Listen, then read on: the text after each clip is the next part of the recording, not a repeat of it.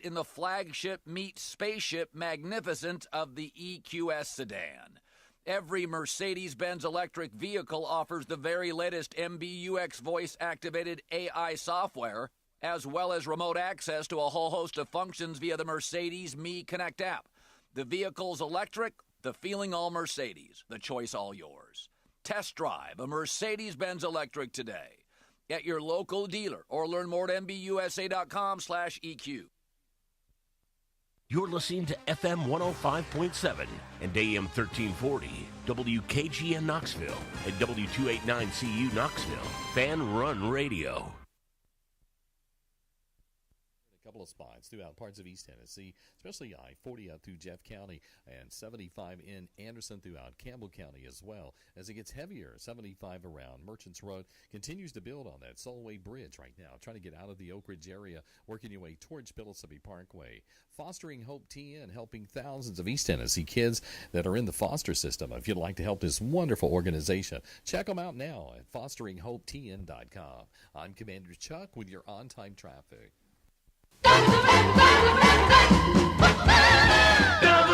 WKGN 1340, go Vols! You're tuned in to East Tennessee's premier sports radio call-in show. This is The Drive.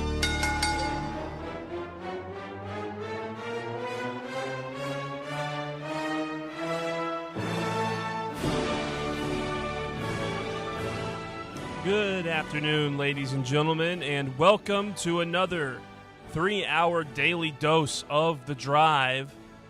It is myself, Walker Smith, here with Jace Brown on a steamy, hot, disgusting Tuesday afternoon. Yeah, that's an understatement. It's not fun to be outside right now. Yeah. This heat wave coming through Knoxville and East Tennessee is just absolutely brutal. Anytime I have to go outside, I start sweating. You know, that might just be a me thing or it might be an everyone thing. We'll just have to see. But that's just how I'm feeling. But, you know, we got a little bit of AC pumping in the studio. It actually feels pretty good in here today. It does. And, you know, even though we're still missing our elder counterparts, it's nice to not have quite so much body heat radiating in here. Yeah, not too much hot air coming from Bear in here today. We do have a quick update. Russell feeling a lot better. Cannot confirm when he'll be back, but he will be back soon, likely later this week. Could be tomorrow, could be a couple more days. But he will be back soon. He is not in a bad state, and Bear, to our knowledge, should be returning tomorrow as well. But for today, you're just going to have to ride with me and Jace Brown today, which, you know, we got some fun stuff planned for you today, a little bit of news and notes going all around the sports world, but our number one thing we wanted to kind of zone in and focus on today and dive into, we did as a foursome in The Drive with Russ and Bear a couple weeks ago, really got into it with the top all quarter century team for all Tennessee Vols, which I think went off without a hitch. Me and my guy Jordan Crooks cracking the top 25 along with a bunch of. That was a joke. Was not a joke. That was a joke. It was not a joke. Just because you haven't heard of him doesn't mean he's not awesome. Well, I heard of him. I just don't think of him as a Vol. You just don't I think respect of him swimming. as a swimmer. You just don't respect swimming. That's not what I said at all. What I mean, swimming is it's a collegiate sport. He won national championships for us. We don't have to get into the Jordan Crooks argument again. You can go back and listen to that episode of the podcast if you want to. But today, we are two guys short to really make the full composite list today. But Jason and I, we're going to take a crack at the all quarter century Tony Vitello baseball era team up to this point. We know Vitello's going to be here for a long time. This list is going to be very fluid. But we have a lot of guys to choose from within the last 6 to 7 years of him being here. And I think we really want to dive in and rank this all-quarter century team of baseball players up to this point. Yeah, that'll be so are we doing our, starting 9 and starting pitchers, or are we doing top 25 players of the Vitello era? That's a good question. Top 25, there haven't been that. We have had a lot of good guys, but top 25 feels like a lot. Do we want to just do a starting 9 with maybe a reserve at each spot? or would we want to go top 25 with, say, 5 starters, stuff like that, kind of like when the fad started with the MLB all-quarter century team? I'd say we could get a starting 9 down, and we could probably do a second team, first and second team sort of ordeal with 3 starting pitchers and, your full 9 on the bases. For sure. I think that's what we should do then. We want to do an all Vitello first team and an all Vitello second team of guys up to this point. Which, Tony Vitello joined here in, to my knowledge, was it 2018 when he got hired, or 2017? He was hired 2017. First season would have been 2018. Yes. So, we got about almost a decade's worth of guys to pick from. So you call it the all-decade team, you can call it the all-quarter-century team. But that's really what we're going to dive into today throughout the show. But there are a couple of news and notes out there, especially in the Tennessee baseball world, as we got an official transfer out of Tennessee news today. Two-way player Braden Sharp, who played a couple of games early for Tennessee this year, but then ended up redshirting, now on his way to Rice over in Texas. Not really a guy that we heard too much from, but he was a really highly touted recruit, one of Vitello's biggest recruits in that class. Decides he wants to go over to Rice and go get a little more playing time over there, which you can't blame him for. No, it's a pretty stagnant move. I don't think he was really shaking things up for us, especially whenever you talk about impact players. He wasn't really cracking that lineup very much, so it's nothing harsh or any ill will towards him. I hope he goes out to Rice and balls out as hard as he can, and with the chance that he's going to get. But I think like we were talking about yesterday, it just sort of with Roberto, I think towards the end of the day, just sort of frees up some scholarship spots, especially with the House settlement coming through, and you're going down to 34 scholarship spots and compared to 40, but you're also not having to divvy up 11.7 scholarships. You're getting 34 full ones. So I think just clearing way and making sure that we can get guys that are going to be impact players in the building. I think that's mostly what we're seeing right now with the exodus out of the Tennessee baseball program. Yeah, which frankly I didn't even think about all that much when it came to guys leaving. I just thought guys were leaving because that's what was going to happen. I didn't really clock the whole situation that baseball is losing a bunch of roster spots, which I think we talked about a little bit with Russell and Bear about how there's the walk-on might cease to exist after the next couple of years when that finally goes through, and these rosters are going to get really small. And Tony Vitello, I believe, talked a little bit about it before the season ended, about how he wanted walk-ons to stay. There have been other coaches, especially around football and the college level, that has been saying that walk-ons, like, they're a vital part of the program, and that just seems like that might be something that's going by the wayside with the way college sports are moving. Yeah, it's becoming a huge conglomerate. It really is changing the landscape of, we talk about all the time, we always talk about how it affects college football, but it's going to affect every single one of these sports, especially whenever you see how we're going to have to divvy up this money, especially whenever we get to finally start paying players here in just pretty much a week, and at the start of July, whenever we can officially usher that rule in. So it's going to be a completely new look. It's going to be a different feel. It's going to take some adjustment from everybody. I mean, it's going to be different tactics in recruiting for everybody. There's going to be different avenues that people have to go to whenever you're scouting everybody, and you have to divvy up these things, whether it be through the transfer portal or out of high school. It's going to be a whole lot of work for, you might get a better product on the field overall, but you're going to lose key parts to, how practices go down and all of that extra stuff that matters whenever you're on the playing field. So it's really going to throw a wrench into plans. I have a feeling that, without the excess number of roster spots that football has, baseball is probably going to take a little bit of a hit simply just because of that. Yeah, and that's going to be tough for guys going into camps and trying to get practice squads even during the season. Like the walk-ons, like, they don't play, but they're a big part of getting guys ready to play out there on the field, and that's just something that teams are going to have to work around and find new ways to do if this rule keeps going forward, which the way that our baseball team is cutting ranks feels like that's the way that this is going. A little bit more on Tennessee baseball. We kind of have a little bit of an updated look at this team and where it's at heading into next year. We lost 19 guys to the portals, the Tennessee Baseballs did. Dylan Lloyd, Bryson Thacker, and a bunch of other pitchers, along with a couple other position players that just weren't really – that didn't play a whole lot. A lot of them were DNPs. Some only got a couple of starts out there. But really, we only have 7 returning pitchers, all of which are righties at this point. Yeah. So the left-handed pitcher spot feels like the most wide open, especially since we got the big fish and Henry Ford coming in here to fill the outfield spot. Yeah, it's going to be an interesting way that we dive into, the offseason, especially whenever you look like you were saying, we're losing a ton of pitching, especially from the left side. Thankfully, you still have Anson Seibert, who's, the huge lefty that redshirted this year just due to coming off of injury and surgery and stuff like that. That's going to be a key arm. You still look at, the right-handed arms that we are going to be keeping. There are some positives there. As far as we know, Tegan Coons is still going to be around, so that's going to be a big plus for us.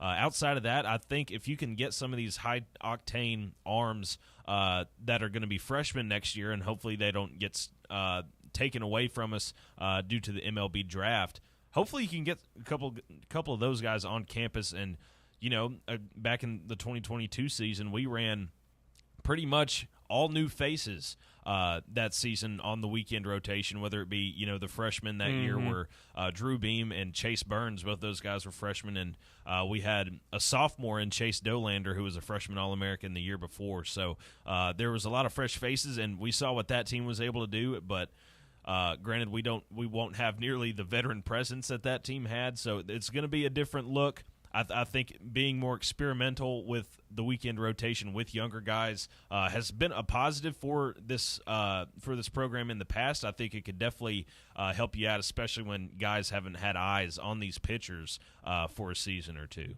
Yeah, it looks like the projected rotation right now, barring any transfers, and if one of these transfer guys becomes a starter, it's going to be Coons, Krenzel, and Seibert, which feels like that's just the way it's going to be. We expect Tegan to take a little bit more of a step. He had a 5.4 ERA, went 2-4, kind of got moved off of that starter spot as the season went on, and when A.J. Russell got a little healthy.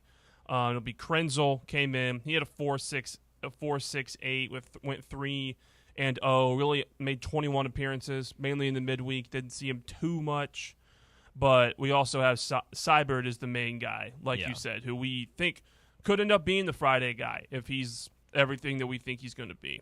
Yeah, he's going to be the big question mark just because, the prospect for him was, this big lefty that, can sling the ball. And, of course, we didn't get to see that this year, which, you wonder if that would have extended your year this season or vice versa if things could have gone differently. But I think it's a positive to have a guy like that coming back. And, again, like I was just saying, you get, brand new a fresh arm out there that nobody's seen at the college level outside of teammates. So I think that's going to be a big positive, and it's really going to be able to, get this team back on track to where it has been and not take so much of a step back like some people might say we did this season. But, yeah, I think it's only positive. We're losing a lot of guys from the bullpen and that realm in that room, but I think, you got to trust in the guys that are going to be staying there and the guys that are coming in. The coaches are going to have faith in them, so, we might as well too. Yeah, and if on the fielding side, hitting side, we kept pretty much our core 4 freshman talent that we went into this season knowing was going to be the future. Jay Abernathy, Manny Marin, Chris Newstrom, Levi Clark. Those are kind of the 4 guys going into next year that are going to be really huge. Jay Abernathy probably going to be out there playing shortstop unless Ariel Antigua ends up becoming that starter spot, which I really don't see up to this point. Felt like Vitello gave him a couple chances last year, and he never really lived up to it. But, with fall ball and winter ball, we'll have to see how that goes. But Abernathy probably playing short. Manny Marin out there playing third. He's pretty much for sure. Yeah. Newstrom will be out there man in left field in all likelihood. And Levi Clark could be playing first, could be playing outfield, or he could be the catcher. But I'd probably say Stone or maybe the transfer we brought in will be there. Yeah, that's sort of what I'm thinking. There's a lot of leeway with this crew that we're bringing back right now because, Newstrom was a bat in the midweek that was really big and a lot of fun to watch. I mean, another guy that we haven't talked about, Blake Grimmer, is coming back this year. He had some very bright spots this year and showed out whenever he got the chance, so I think he's going to be another guy that's going to be fighting for an outfield spot. Whether we see Jay Abernathy out there or we see him, in the middle infield somewhere, I think the young talent here is, it's the best that's ever been here. That's what sort of Tony Vitello has gotten at. I mean, he even said Manny Marin was probably better than every player on the field whenever they were playing in the SEC tournament. They just, haven't seen it yet. So, I mean, it's just time and, growth that we have to see. But, Tony sees something in that guy. So, and he's seen something in all the best players that we've had over the last 5, 6, 7 seasons. So, whenever a guy like that can scout out talent and, says that he's better than everybody else, I think you got to sort of open your eyes a little bit and take a step back and understand that, the next monster for the Tennessee baseball program might just be Manny Marin. Yeah, I mean, he looks like he could be the guy. Jay Abernathy, if you watched the last inning of our season, hit a bomb off the scoreboard out at Arkansas. A lot of people forgot that. I didn't. I thought that was pretty sweet. But what's really cool is that a lot of these guys, they're not just sitting around waiting for next season. They're out there playing summer ball. Yeah. A lot of guys are up there in Cape Cod, in the Cape Cod League. Tegan Coons out there getting better at the Cape Cod League. Krenzel, Cape Cod. Manny Marin playing in Cape Cod. Newstrom's out there. Clark is out there. And a bunch of prospects and transfers are out there too. Henry Ford is playing in the Cape Cod League right now. Garrett Wright's playing in the Cape Cod League. Bo Rudy's out there playing in Cape Cod. There's a lot of guys out there still getting better, and they're going to be better going into next year. That's just a quick little update on what's going on in the Tennessee baseball world right now, and we're going to look back at the Tennessee baseball world since Tony Vitello has been here. We'll start looking at our all-first and all-second team of the Tony Vitello era up to this point. Coming up next, this is The Drive. The Drive. Yee-haw! I've been hooting and hollering ever since I started betting with the VIP Play app. VIP Play has more than 200 leagues, every bet type you can imagine, live betting and live hosts, all with 24/7 support from real live people when you need them. Start betting better with the VIP Play app today.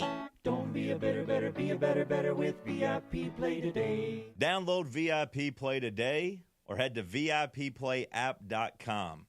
Make sure you use the promo code FANRUN to take advantage of their welcome bonus and so they know that we sent you. Gambling problem? Call 1-800-8899-789. Must be 21 or older and located in Tennessee to bet. Hall of Fame Wine and Spirits is Knoxville's new one-stop shop for legendary deals on all your favorite adult beverages. Conveniently located on Hall of Fame Drive, less than a mile from the Smokies' new downtown ballpark, Hall of Fame Wine and Spirits has everything you need for your next gathering with friends or a relaxing weekend at home. So stop by and show some love to this new local business and tell them Fan Run Radio sent you. Hall of Fame Wine and Spirits, 742 Hall of Fame Drive, online at hofknox.com. A brand built in Tennessee and born from the love of the game. Inward Half revolutionizes golfing comfort. Crafted by a former pro and dedicated enthusiast just like you, our luxury performance wear guarantees you stay cool and comfortable through every swing and every day. We're not just a brand. We've set out to create a lifestyle for those who understand that impeccable style and premium performance are a hole-in-one. Enjoy the walk-in with Inward Half. Rickard Ridge Barbecue, located in beautiful Cove Lake State Park. Rickard Ridge is home of the best ribs in the volunteer state. Smoked daily by pitmaster Mark Rickard. The barbecue at Rickard Ridge is mouth-watering, fall-off-the-bone delicious. Take the scenic drive up I-75 to exit 134 for directions and to look at the rest of the menu. Visit Rickard Ridge online at rickardridgebbq.com. Are you looking for a treat that will knock it out of the park at the next watch party? Just like your favorite baseball team, Crumble brings the best lineup week to week with an expanded roster that includes key lime pie, strawberry cake, or my personal favorite, Monster featuring M&M candies. Let Crumble treat you to the best cookies in the game. Download the Crumble app and start earning rewards. You can even vote monthly on what flavors you would like to see at any store of your choice. Warmer weather is here, so get to the ballpark, but don't miss the cookies. Located in Knoxville's historic Old City, Barley's offers great food, live music, the best draft beer selection in town, and now your new favorite place to watch sports. Their indoor projector is perfect for any weather, and they've revamped their upstairs area with more TVs to take in all of the action. Their menu features hand-battered chicken tenders, juicy burgers, fresh salads, and the tastiest pizza in Knoxville. You can enjoy their happy hour drink specials daily from open until 6 p.m. Barley's Tap Room and Pizzeria. Good afternoon. Continues to build through downtown Knoxville. A little bit more volume on 40 West at 17th Street. Watching it increase on that Solway Bridge, trying to get out of Oak Ridge. We've seen radar this afternoon down I-40 in Roane County, especially around the Rockwood area as you head towards Nashville. The Cumberland Plateau area filled with lots of THP units. Hey, turn your gold and silver coins into cash. Where? Fountain City Jewelers, located in the heart of Fountain City. They're right there next to Litton's. I'm Commander Chuck with your on-time traffic.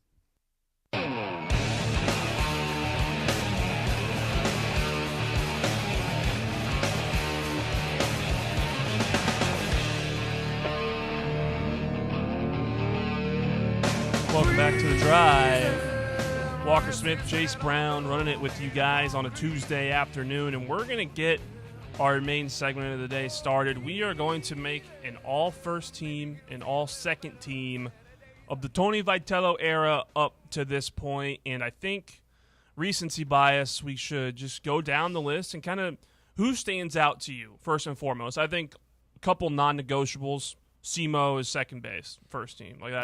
That's non-negotiable. I feel like there won't be any problems there. Pitchers, feel like Liam Doyle is going to be on that list for that first team. Just absolutely nothing really to discuss there. I mean, he came short of winning a Golden Spikes as a pitcher, but he's probably the best. Is he the best pitcher we've had here up to this point?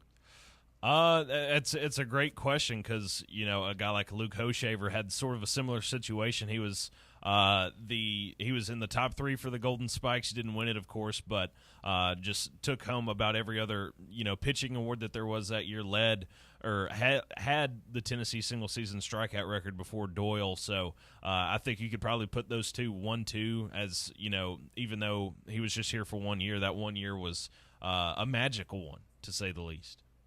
He was pretty good. I mean, I'd have to go look at their stats again and look at it, but it might just be recency bias. And to be fair, Liam Doyle didn't look great down the stretch, but it just feels like he's non-negotiable on there. Dolander probably he's a staple. Negotiable on there. He's got to be in there. And then you just talked about him. Can you remember the guy you literally were just talking about? Oh, Luke Hoshaver. He was back in 2005. He wasn't a Vitello product, but that's true. I meant in terms of Vitello pitchers. Oh, for guys, Hoshaver is probably the best ever to be here. Yeah, but in that spot it'd probably be Doyle, Dolander, and then who? You think it's Crochet in there? I think so. I think from what we barely saw of him in a Tennessee uniform, it was pretty special, and what he's been able to translate that to the MLB, one of the top pitchers in the league right now. It is pretty special, and it's a little hard to deny him a spot in at least my starting rotation to get this list rolled off, starting off at least. Yeah, I mean, some other guys that I'm trying to think of other guys that would be in there off the top of my head. Best pitchers that come to mind. Not a starter, but he would probably get the closer spot would be Ben Joyce.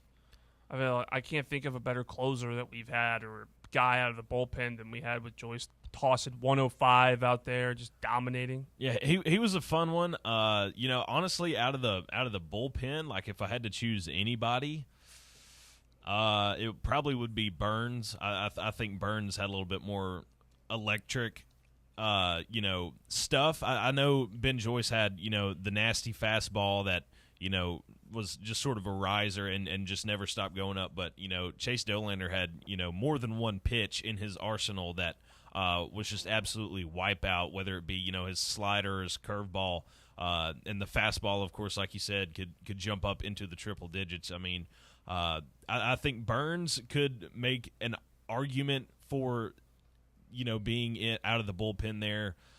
Joyce is definitely a huge option there.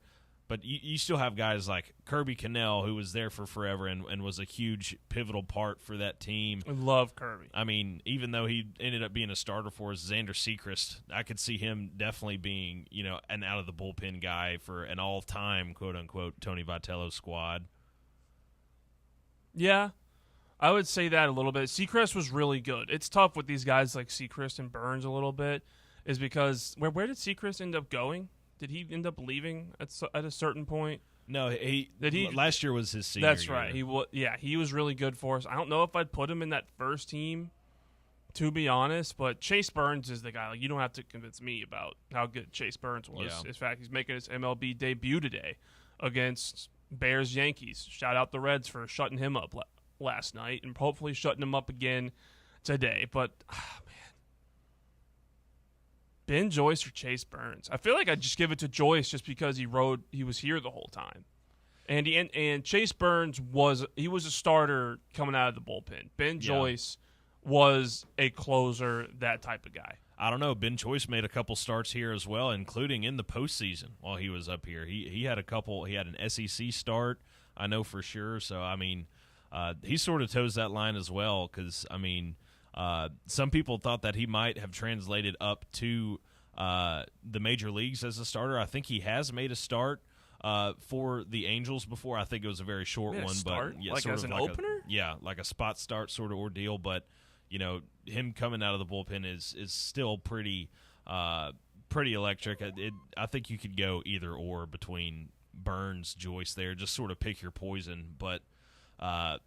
I guess, like, for your point there for staying with Tennessee, I think you'd probably roll with Joyce compared to Burns, who, of course, left and left town to go to a, whatever they called it, a pitching lab over there at Wake Forest in Winston-Salem. Yeah. The thing about it is, like, when I think of Chase Burns, maybe it's just from what he's been doing in the majors a little bit and kind of where he started at Tennessee. I think of him as a starter.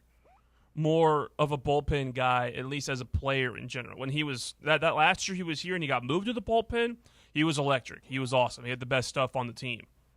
But Ben Joyce, when I think of him as a player, I just think of him more in that closing spot, and I think of him throwing 105, the fastest pitch ever recorded in college baseball. Yeah, he was more your typical out of the bullpen guy. I mean, like you said, we've seen how they've both translated to. The next level. Burns is going to be a starter for several years for the Reds and wherever if he does end up going anywhere else. And, Joyce is he was the volunteer fireman. He got out there and he slung the ball as hard as he could and, slammed the door on many a game for the Vols. And he's continued to do that for the Angels, even though he hasn't I think he might be out with injury right now still. So it's translated well for both of those guys, but I think whenever you think all Vol, I more so lean towards a guy like Ben Joyce. Looking at Ben Joyce's stats while he was at Tennessee in 2022, his redshirt season, his last season before he got drafted, he had a 2.23 ERA, 32 and 1/3 innings pitched in 27 appearances, struck out 53 batters. Only 14 walks and allowed only 8 earned runs. And for the record, that pitch was 105.5, May 1st, 2022. Remember where you were. So, by the way, just a quick little pause. You know what happened a year ago today? We took home the national championship. We did. We took home the national championship. That's a year ago today. To be honest, it feels like so much longer ago.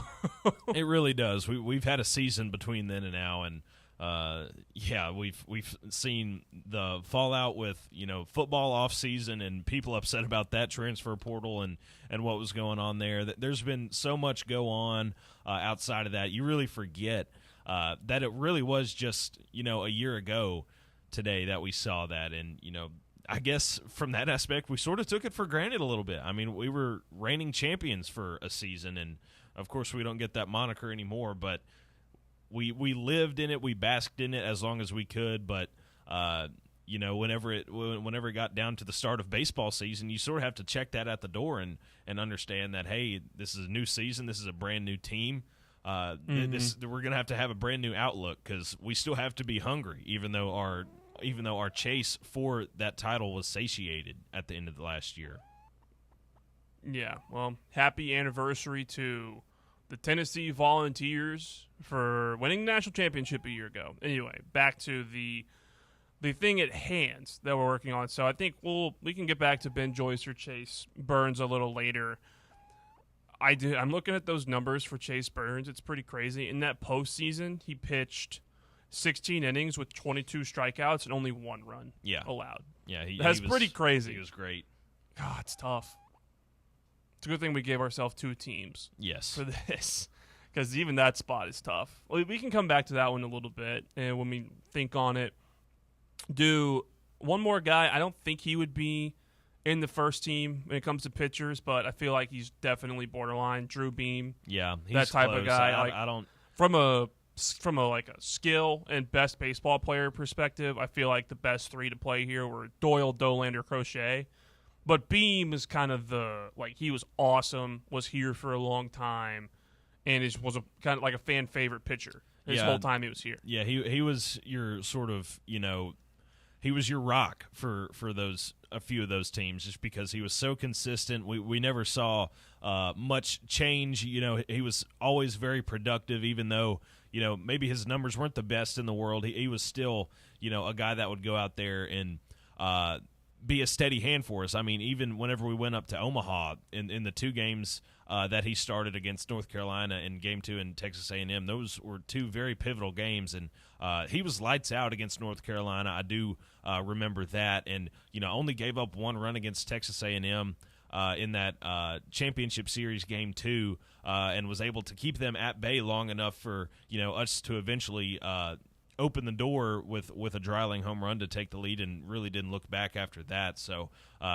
he's had some pivotal spots there. He was a huge piece of that 2022 team that felt like it was just world beaters. And again, he was consistent whenever it felt like consistency was not an option in the 2023 season that we eventually ended up at Omaha anyway. So, he was a guy that was sort of right in the middle of all some of the greatest teams in program history, and was, still making a name for himself for those. So I think, numbers-wise, I think I'd probably put him second team, and I'd probably put him at the top of that second team list.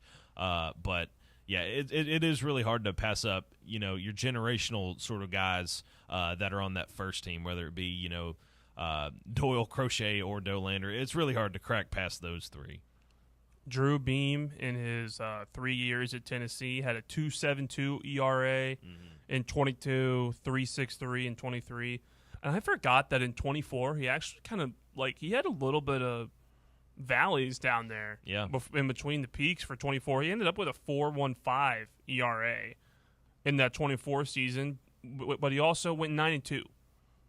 Which was, pretty good. Yeah, that's enough. He was the 3rd pick in the MLB draft, all SEC second team, and obviously the College World Series champion really, really sits that one out. What about? Let's go ahead. You want to go ahead and do the second team for pitchers in this segment, and we can get to the infield a little later. Yeah. I think we knock out pitchers here. Yeah.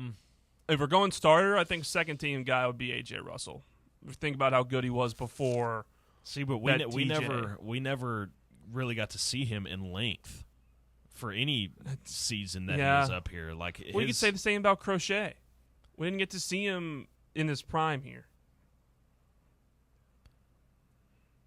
Well, Crochet also wasn't here for 3 years, I don't believe. He was here for 18, 19, and then 2020 got canceled. Was he here for 18? That was his year he got recruited. He might have redshirted, but his main year was 2019. His freshman year in 2018, he went 5-3 with a 5.53 ERA. 2019 went 5-3 with a 4.02 ERA with 81 strikeouts and 65 innings pitched. Jesus Christ. And then, his junior year, he did actually play a little bit went 2-1 in 20 innings with a sub-2 ERA and 30 strikeouts. Yeah. And that was a team that Vitello said was going to be, or was the most talented group that he's coached, and he still stands by that today somehow, even after ever so many first round picks since that team went through. But he's. I don't know if I could put AJ up there just because of his body of work is not nearly. Even though it wasn't we saw a lot. You're right. When we saw 2 full years of Crochet and he was able to get out there for a ton. AJ Russell never had a full season up here where he was able to fully encapsulate and grow into a pitcher that we could hang our hat on for him to be, at least for me, on this list. Okay, then who else are we putting in there? I think a guy being Blade Tidwell was really good for us when he was here. Blade. I feel like Blade's got to be. He was a second rounder. Yeah. To the Mets. I mean, he had a spot start. He did. Day. He got called up this year. I forgot. Yeah. It was a couple months ago, and I actually would have to go check out how he did. I don't think he ended up staying up with the Mets because the Mets are really good, but that kind of so it'd be Beam, Tidwell on that second team, and in that third spot, there were a couple. It's kind of between Russell, Andrew Lindsay is a guy that you can think of. That would be a pretty good starter. I'd probably throw a guy like Chad Dallas on Chad there. Dallas was personally pretty for good. Me. He was, he was sort of in that realm where he sort of towed the line along the lines of Beam, because early on, he would it felt like every game he'd let up a home run in the first inning, and that was just sort of to brush off the cobwebs, and then he's ready to roll, and he'd roll out there. 11, 12 strikeouts. I mean, I remember in that 2021 season, in our series against LSU that year, he gave up an early run in that one, and we just, after that, he went 6 straight innings where it was just dang near perfect baseball off the mound from Dallas, and he was he was here for a good little bit. He had some great years for us up here, so it was a lot of fun to watch him go through that season, because he really was. I think that year he was our ace that year for sure. God, he was awesome. He transferred from Panola College in 2020, played in the shortened 2020 season, did pretty well in 4 starts. That 2021 year is the one we're talking about. He made 15 starts, had a 4.27 ERA, but struck out 106 guys. Yeah. Led the team in wins, second team All-American, according to Rawlings, third team All-American according to NCBWA. And he started the game in the 2021 College World Series against Virginia. Yep. He was a part of that team. That was that first team that made it to Omaha for the first time in a while. So, I mean, he's a guy you would think about. But I guess that last spot would be somewhere between him, Chad Dallas, and A.J. Russell, which I don't know. I mean, it's kind of what Bear had the argument about when we did this the first time. It's what are the criteria? We all loved A.J. Russell, but Chad Dallas had the better career overall here, given that A.J. Russell barely got to play. And this last year, he didn't quite return to the dominance we expected him to. But, we can kind of leave that one up for debate a little bit. I'm trying to think, are there any other, a starter we're missing? Someone? Not that's jumping out to me. I can't think so, unless I feel most of, because, 2022 and 23, we really saw, at least at the start of the year, it was pretty much a mimic of itself. And, 2021, you had Chad Dallas out there, and the other two didn't really jump off the page, for me at least, to, crack this list. So, I mean, it is really hard to deny, outside of Crochet, these last 3-4 seasons have been chock full of, the best pitchers that we've seen for Tennessee baseball in quite some time. So, I feel no bias whatsoever for leaving off guys that played in the early Vitello era, before COVID, and then the post-COVID guys have been, absolutely on another level. So I can't really deny their greatness since we've seen it up here. Off to a good start so far with our list. Feels like we got our first and second team for pitchers at least almost ironed out. We're going with, just the weekend starters, 3 on each team. It's Liam Doyle, Chase Dolander, and Garrett Crochet. in the first team, and Drew Bean, Blade Tidwell, and I think we're going to settle on Chad Dallas for that final spot on that second team. Honorable mention to A.J. Russell out there. And also, I don't know if he's going to make our list when we get to if we only do closers. We love Kirby Connell here. He was awesome while he was here. We can talk about him later, but feels like just wanted to shout him out. Coming up, we'll work around the diamond, working on the infield and the outfield for our all-Vitello quarter-century team up to this point. This is The Drive. We'll be right back. The Drive. We make it easy to save money. Get access to thousands of discounts on shopping, dining, and travel with the C&B Plus Perks account. It's a powerful new way to save money with roadside assistance, cell phone protection, identity theft protection, and credit monitoring. Banking at C&B has its perks. Call or stop by a branch for more details. Citizens National Bank. Banking never felt so good. Member FDIC. Your smile is one of the first things people notice, so why not make it unforgettable? At Knoxville Smiles, we believe everyone deserves a smile they're proud to show off. Whether it's time for a routine checkup, a professional cleaning, or something more advanced like teeth whitening or veneers, our expert team is here for you. We use the latest technology to provide the highest quality care in a comfortable, friendly environment. At Knoxville Smiles, we don't just treat teeth, we treat people. Our goal is to make every visit as stress-free and pleasant as possible. So if you've been putting off your next dental visit, now's the perfect time to take the next step towards a healthier, brighter smile. Give us a call at 865-539-1776 to schedule your appointment. That's 865-539-1776. Or visit us online at knoxvillesmiles.com. Smile brighter with Knoxville Smiles. Located in Knoxville's historic Old City, Barley's offers great food, live music, the best draft beer selection in town, and now your new favorite place to watch sports. Their indoor projector is perfect for any weather, and they've revamped their upstairs area with more TVs to take in all of the action. Their menu features hand-battered chicken tenders, juicy burgers, fresh salads, and the tastiest pizza in Knoxville. You can enjoy their happy hour drink specials daily from open until 6 p.m. Barley's Tap Room and Pizzeria. Are you looking for a treat that will knock it out of the park at the next watch party? Just like your favorite baseball team, Crumble brings the best lineup week to week with an expanded roster that includes key lime pie, strawberry cake, or my personal favorite, Monster featuring M&M candies. Let Crumble treat you to the best cookies in the game. Download the Crumble app and start earning rewards. You can even vote monthly on what flavors you would like to see at any store of your choice. Warmer weather is here, so get to the ballpark, but don't miss the cookies.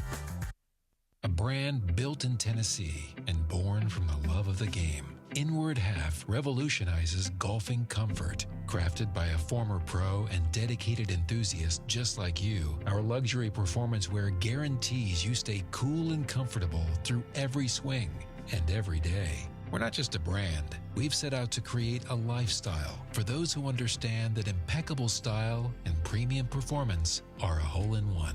Enjoy the walk-in with Inward Half.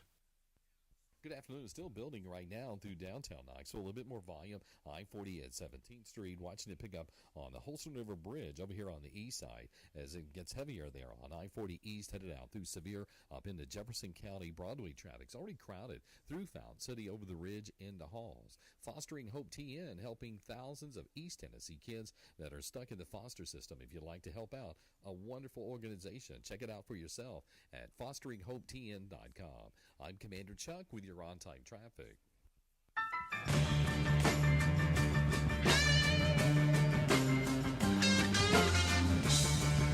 Walker Smith here with Jace Brown. Welcome back to The Drive as Jace and I are working through our all first and second team of the Tony Vitello baseball era here at Tennessee. We've gone through the starting pitchers and gotten to a pretty good consensus. Our first team for the pitchers is going to be Liam Doyle, Chase Dolander, and Garrett Crochet, not in any particular order. And our second team is going to be Drew Beam, Blade Tidwell, and Chad Dallas, with a little bit of discussion around between Russell or Dallas, and along with talked a little closers as well, deciding between Ben Joyce and Chase Burns. Haven't quite reached a consensus there, but we'll get back to it. But we're going to move to the infield, and we'll go in order on the number. Start at the number 2 spot, catcher.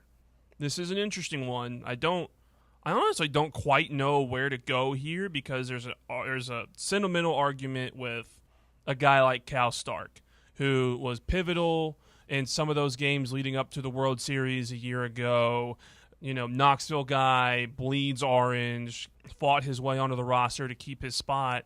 But you also have extremely talented guys that just had better numbers than him before. You have Evan Russell from 2018 to 2020, who was awesome here. Cannon Peebles this last year, who was incredible as at the catcher spot, and also Connor Pavloni from 2019 to 21.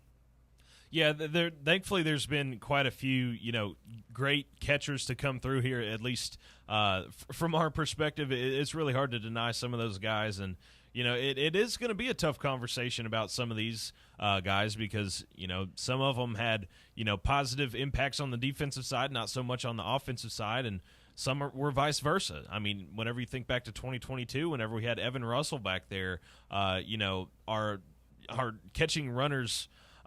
Stealing bags was, not one of our fortes, and people took advantage of that quite all year long up until the back half or the end of the year, whenever we sort of finally figured out what we were doing back there. So, but he also would plunk 15, 16 homers during his last 2 years up here. So there's a lot of different avenues to go down here.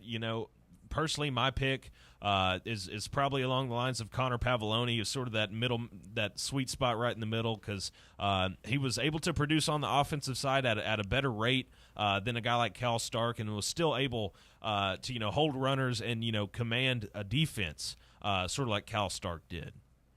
Yeah, and frankly, Connor Pavloni's numbers are better. He played 103 games compared to Cal Stark's 98 games, which is not that big of a difference. Cal Stark transferred in 23. Pavloni hit .245 for his career, 12 bombs, 55 RBIs, and a .410 slugging percentage, whereas for Cal Stark, sentimental guy, only hit .245 in that year we won the College World Series, and hit 6 bombs, 30 RBIs, and a .416 slugging percentage. So, the stats are pretty even. Cannon Peebles feels like he got moved around a lot, mainly played DH a lot of the time. So I don't know if I'd quite put him a catcher, although we should probably put a DH spot on here. Yeah, that was. I did not think about the DH spot. Yeah, whenever I think of these first team, I'm like, we need to find a guy to slot in there. Yeah, which it might be Peebles, but we'll have to look into it later. And then, Evan Russell's numbers were pretty dang good. I just don't remember.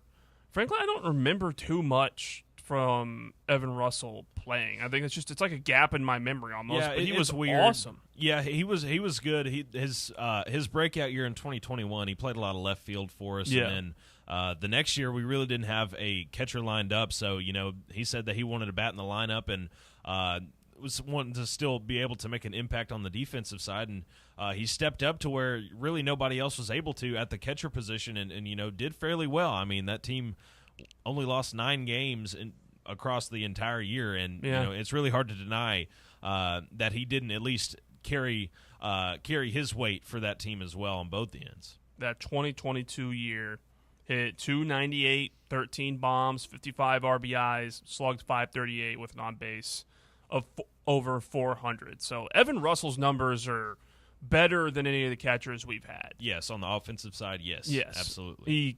He was the catcher for, Dolander and Joyce, which apparently, was pretty valuable, but defensively, Pavloni and Stark were a little better. Yes. And that combination of Cal Stark thrown over to first base and picking guys off over there with him and Blake Burke was awesome. Yeah, that one's that was such a special part of last year's team. We didn't really see that connection before, and I think it just goes to show what rapport those guys had and the sort of game plan that they would put together before these games, because no other catcher really had that in their repertoire, and Cal Stark used that to such an advantage and was able to get us out of so many sticky situations. I especially think back to last year's SEC title game against LSU. It was late game. LSU had runners on the corners, 2 outs late in the game there, and he was able to get Milam out at first on a back pick, and it really set the tone and changed the momentum of what felt like was going LSU's way that game. So, I mean, if you're going off of instances, that sort of bumps Cal Stark a little bit above Evan Russell in my book. I don't think that he cracks the first team. I think Pavloni, again, going back to it, he was sort of that mediator. He was still able to take care of business on the offensive side and, was outstanding on the defensive end. Connor Pavloni was SEC All-Freshman in 2019, played in that College World Series in 21, signed as an undrafted free agent with Baltimore. Evan Russell was All-SEC second team, SEC All-Tournament team, was undrafted apparently, which is a little weird. I definitely want Cal Stark in one of these spots. I'd probably emotionally I'd put him first team just because we haven't seen anything defensively like that at the catcher spot since him. The numbers with the bat aren't there, but that kind of wasn't his job, and it's not like we're expecting our catchers to play like Cal Raleigh out there, right, and just mash taters the whole time. Yeah. So what, do you think we would want to put Cal at first team? I'm putting Pavloni. Pavloni? Yeah. I think I think the wrench that throws it there is Cal Stark. It felt like at least the last 2 years whenever he was behind the plate, it felt like we were, whenever we hit the bottom of the lineup, we sort of hit a stopping point. Like we knew what we had at the bottom, and it really sort of put a pause in our plans whenever, you compare it to when Evan Russell was back there. That lineup had no holes in it. There was nobody in that lineup that wasn't hitting over like 270, 280 in that 2022 team, and had double-digit home runs. Every single person in that lineup had elite ways to get on base outside of hitting home runs. So it was that sort of tinkers down for me is how productive was he at the plate, as well as on the defensive end, which is again why I don't have Evan Russell in my top 2 of these catchers. I really think we would be kind of discounting Evan Russell if we didn't include him, which might mean we leave Cal off the list and honorable mention him, but Evan Russell, by the numbers, is the best catcher we've ever had here. He was absolutely incredible. And there weren't holes in that 22 roster, but he was it's not like he was, getting, pancakes up there or anything like that. He was dominating in his own right at the catcher spot, and he was, he wasn't the defensive guy that we saw in Stark or even Pavloni a little bit, but he was a good defender. It's not like he was a liability back there. Yeah, it's just hard to gauge because he was only back there for 1 year. Whenever I think of Tennessee catchers, I don't immediately think of Evan Russell. I more so put him in sort of a DH spot, at least in my mind. I think he has a chance to make this list just in that capacity. I just, whenever I think catcher, I think 1A, Pavloni, 1B, Cal Stark. Yeah, I think we can workshop putting Russell somewhere else. And his primary position wasn't exactly catcher, too, so... Yeah, I think we can agree and go Connor Pavloni at that first team. I'm good with that. And we'll put Cal at the second team. Which, if you have a problem with the fact that Cal didn't hit the ball as well as other teams, as well as other catchers we've had, you can kick rocks. He was awesome defensively. And pick guys off at first base, which is something that guys just don't do. Speaking of first base...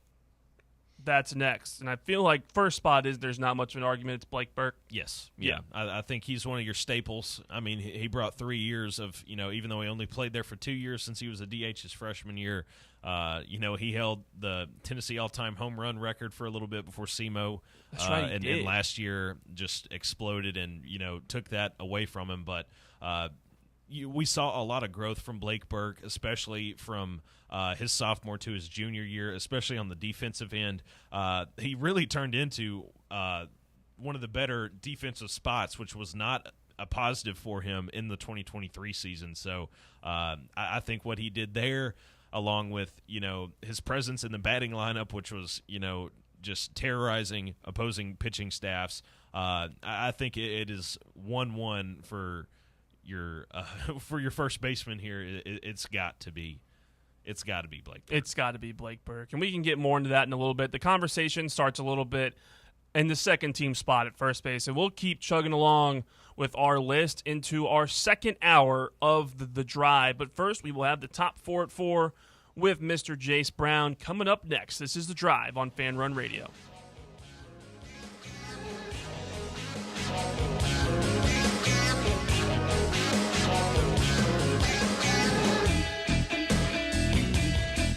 The Drive.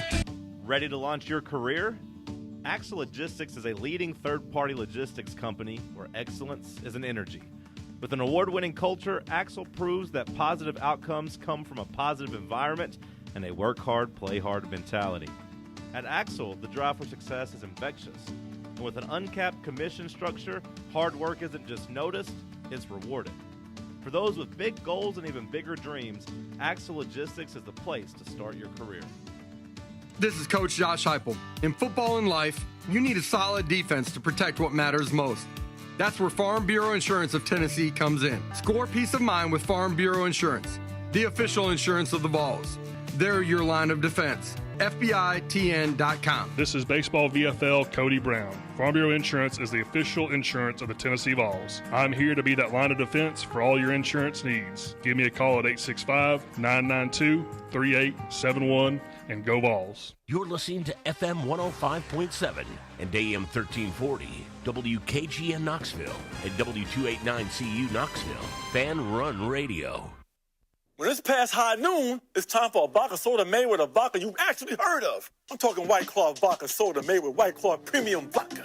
JB Smooth only drinks vodka soda made with the world's smoothest vodka.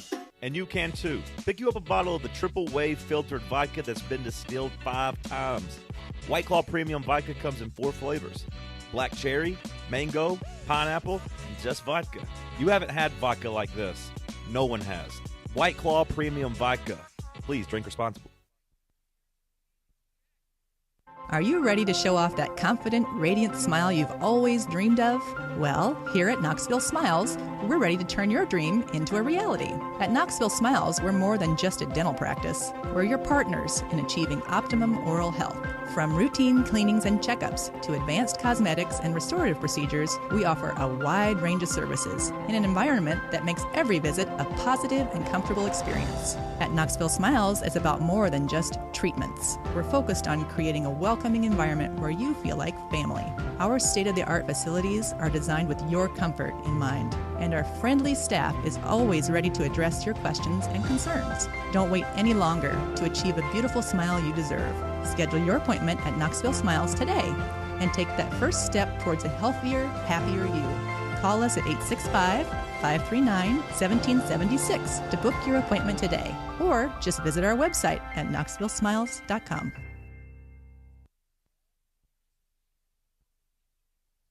Located in Knoxville's historic Old City, Barley's offers great food, live music, the best draft beer selection in town, and now your new favorite place to watch sports. Their indoor projector is perfect for any weather, and they've revamped their upstairs area with more TVs to take in all of the action. Their menu features hand-battered chicken tenders, juicy burgers, fresh salads, and the tastiest pizza in Knoxville. You can enjoy their happy hour drink specials daily from open until 6 p.m. Barley's Tap Room and Pizzeria. What's the difference between an ordinary EV and a Mercedes-Benz EV? The feeling. Electric is what gets you there. Mercedes-Benz is what moves you in ways no other automaker can. Feel the freedom of the superbly versatile 7-seater EQB.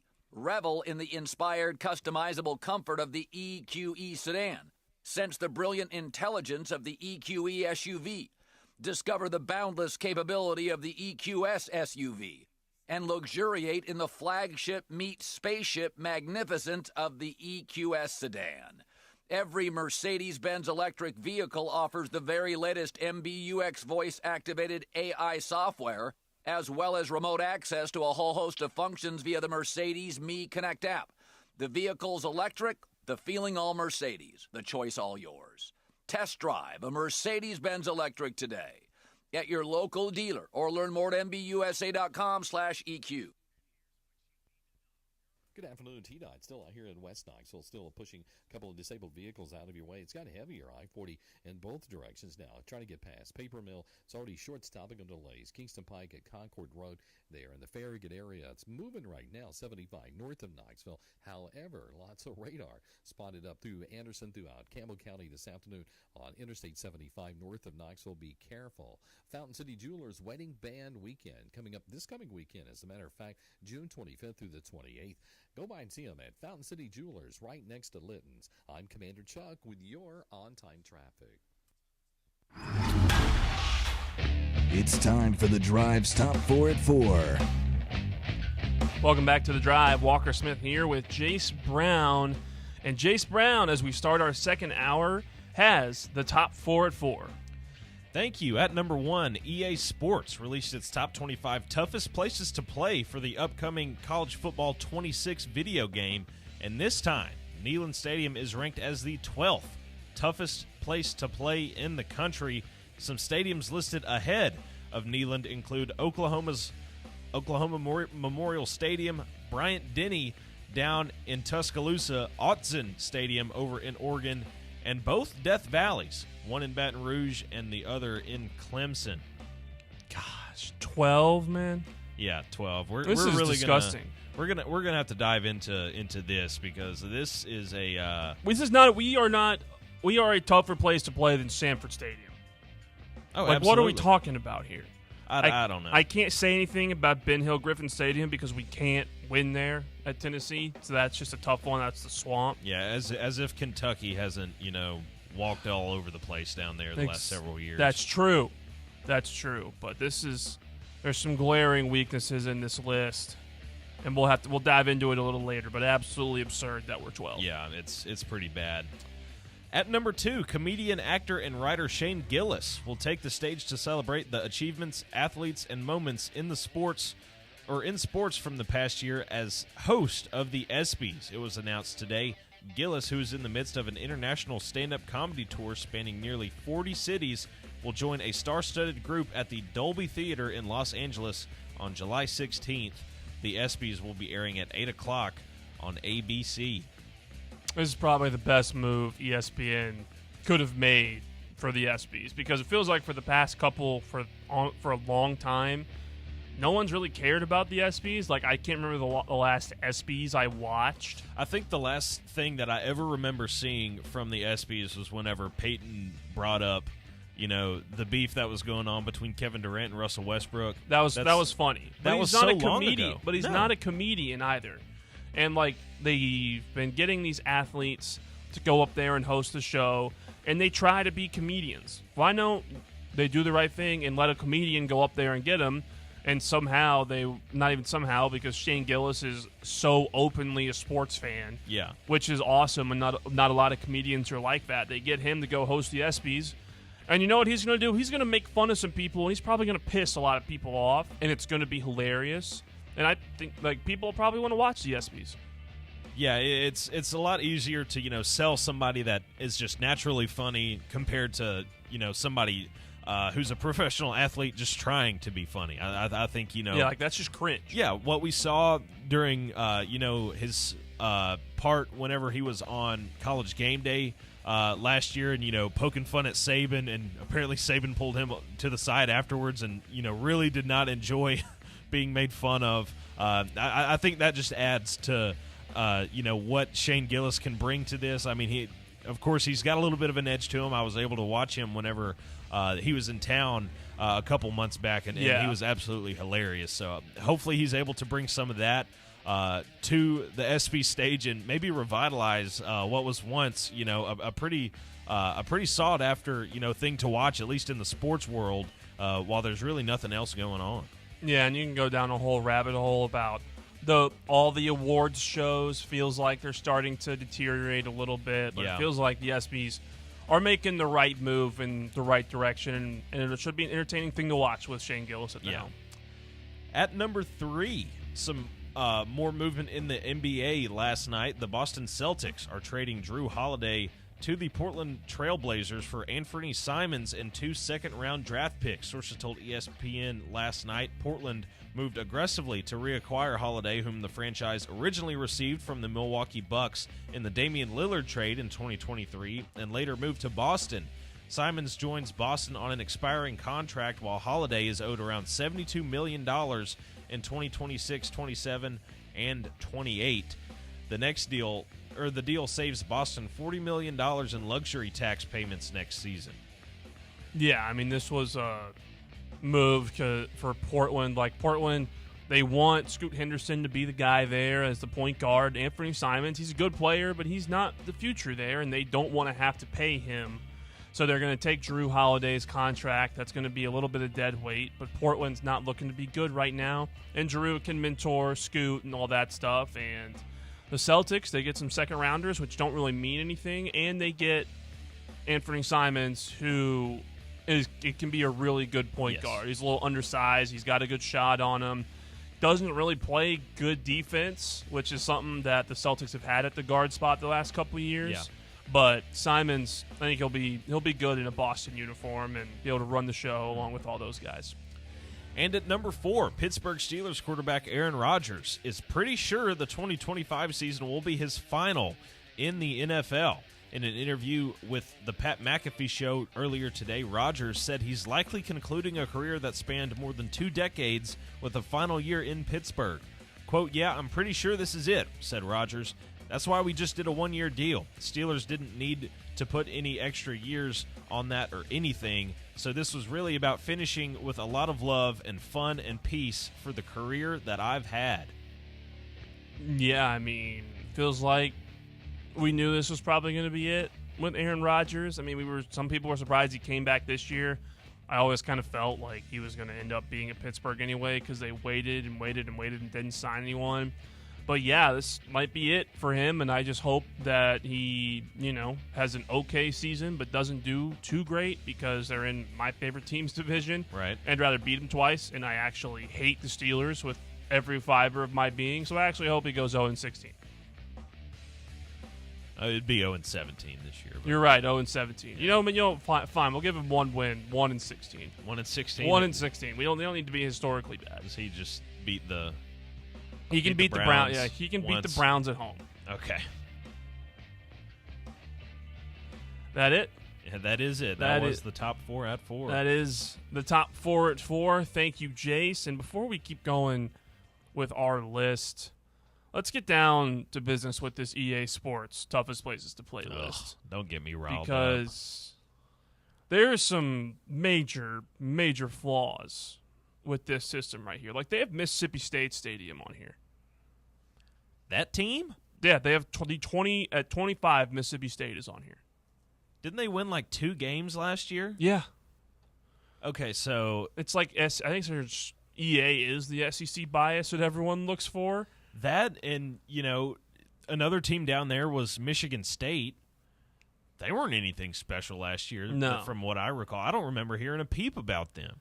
No. And it takes a team like Tennessee who over the last 3 years has lost 1 game at home. Yeah. To the number 1 team in the country being Georgia. Yep. In 2023. How is that the 12th hardest place to play in the country? Yeah, I mean, teams have gone into I get it, Kyle Field is huge, but teams have gone into Kyle Field and killed them a couple times in the past couple of years. And some they're very 11. Not good teams. Yeah, Michigan Stadium, they've been pretty good. It's tough, but I just feel like, they do have 100,000+, but so do we. And we're, I've never been to Michigan, but I will say that Neyland is probably louder. Oh, absolutely. It's best. Autzen Stadium in Oregon, I have no debate with. That should be higher. Like that, the Oregon Stadium, from all that I hear, is everything that it's cut out to be. That stadium is awesome. At 8, they have Oklahoma. Like we didn't walk in. Like there we didn't and walk take in there over. and just slaughter them in one of Nico's better games with us last year. Did they not hear us? Singing Rocky Top. We sang Rocky Top in their stadium. Yeah. And overwhelmed them. Good God. Yeah, no, that's they're below us. So that's already 3 that we're going to put behind Tennessee up to here. Florida, it's the swamp. You know, they lose at home all the time, but also we can't win there, so that's tough. But I'd still put them behind us. We have a bigger stadium. They get up for big games. You know. Yeah. I mean, I don't get that over us. You know, getting up for every game. Personally, we get up for every game. Yes, all of them. Yeah, every single one. There's not one there's not an intimidation factor. I mean, every time you see Kentucky out there taking the field against Florida, you really don't see the same hostility that you do when somebody else is in town. Now, granted, of course, Tennessee's probably going to be a little bit more up for the Bamas and Floridas of the world compared to like an ETSU, but at the same time, those first quarters. They're still a little intense whenever things get rolling. Yeah. I think it might just be the BVS that's, instilled in most Vols fans. It's true. That you want to get out to a roaring start against everybody. Yeah. That does eventually cool down, but that doesn't take away from the fact that it's still rocking in there at a couple of those, early start games against, the FCS teams or, the New Mexico states of the world. Yeah, I mean, it just feels... It feels like Neyland got disrespected, along with the fact that our team isn't looking like it was gonna look heading into this year by EA, which is tough because apparently the quarterback you have affects the crowd you have, which in some ways is true, but we're still gonna put 100,000 people in that building. You keep going up the list. Memorial Stadium at Clemson, fine. It's Death Valley, that should be up there. Bryant-Denny Stadium, Alabama Stadium, like that's fine up there. You could honestly flip-flop Neyland and Bryant-Denny, and I just think that the Alabama logo walking into that building has a little bit more of an edge to it. And, I mean, my older brother who's a Vols fan has been there and has said that place is absolutely insane. Put it neck and neck with Neyland. We'll give it it deserves a little respect. What I will not respect is what's above Bryant-Denny and Neyland and the Swamp and Kyle Field, and that's Sanford Stadium at Georgia. That one's a tough one because they have played good at home. Yeah. I have seen that place get up before. I'd say that Neyland is in front of it pretty solidly.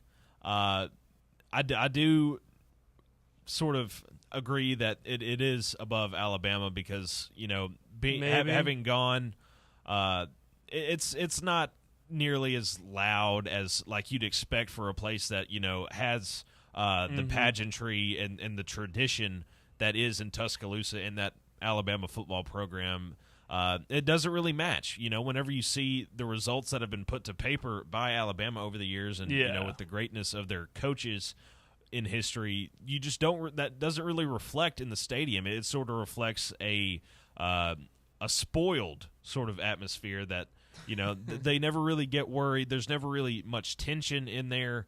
And I think that draws away from, the passion that should be college football. And I take exception to that just because, as a Tennessee fan, we've seen what it's like to be in the absolute gutter whenever you think back to the Derek Dooley days, the Butch Jones days, the Jeremy Pruitt era. All of those were not that long ago. Yep. We got pushed around and bullied. And, we had to fight to get back to, the national prowess that it sort of feels like we're back to since, of course, we make the 12-team playoff, and that sort of is a relevance check at this point in my mind. So I think whenever you take that into account and the fans, coming in there, hungry and wanting to see, good things happen for this football program, I think that's what sets apart some of these other stadiums in fan bases, which is why, you usually see Tennessee regarded as, a hostile fan base. It's because they want to see something good like we've seen in the past, and it feels like it's just a ghost. But whenever we get a glimpse, it's really awesome to see Neyland really capture that feeling because it does better than anywhere that I've been. Yeah, I mean, that place, Neyland is just special. Like, in every sense of the word. I got to go to a large set of games in Neyland this last year, being home for the first time since I came home from school. And I compare Neyland to my 4 years out at Arizona State and going to some Pac-12 schools, going to some of those stadiums. And, like, it's night and day between what Neyland is compared to what a normal stadium is. Arizona State, like, has a fun atmosphere and, like, student section and all that, but some of those other schools around, like, casual college football places, that's not Neyland. Neyland's bigger than just about anywhere. It holds sound more than anything. Yes. The fireworks show they've added there has been absolutely incredible. Running through the tee is one of the coolest pregame things that gets the crowd fired up in college football. It might be the best one, something that kids love to see and love to do. And then you go in there for big game atmosphere. Like, you think of what the last 2 times we've played Bama in that building the last 2 years, last 3 years have looked like. I mean, last year the Bama game, like, it obviously wasn't as, it wasn't the shootout. It wasn't 22, but 24 Bama was. It was phenomenal. It was a phenomenal game, and that crowd was insane. Those night games when you get Kentucky in there, even when Kentucky is bad. Yeah. I mean, trash. That building is packed out. It's so much fun to get that place rocking for a team that bad. Yeah. It is so much fun. You just crush them. Yeah, which is exactly what happened in 2022, whenever everybody thought that entering that year Will Levis was going to, lead Kentucky to this, great season, and they ended up really falling short of that expectation. And, we're coming off of, like, we won against Alabama, I think, the week after we played UT Martin, and then it's Halloween week, and we get those guys coming into town, and you couldn't have asked for a better bunch of people to sort of come off and be sort of your stepping stone game for Georgia that year. It was just absolutely electric. I still remember I had a lucky pom-pom that season, and on the goal line interception that we had, whenever it looked like they were about to drive and score, it broke mid-swing. I was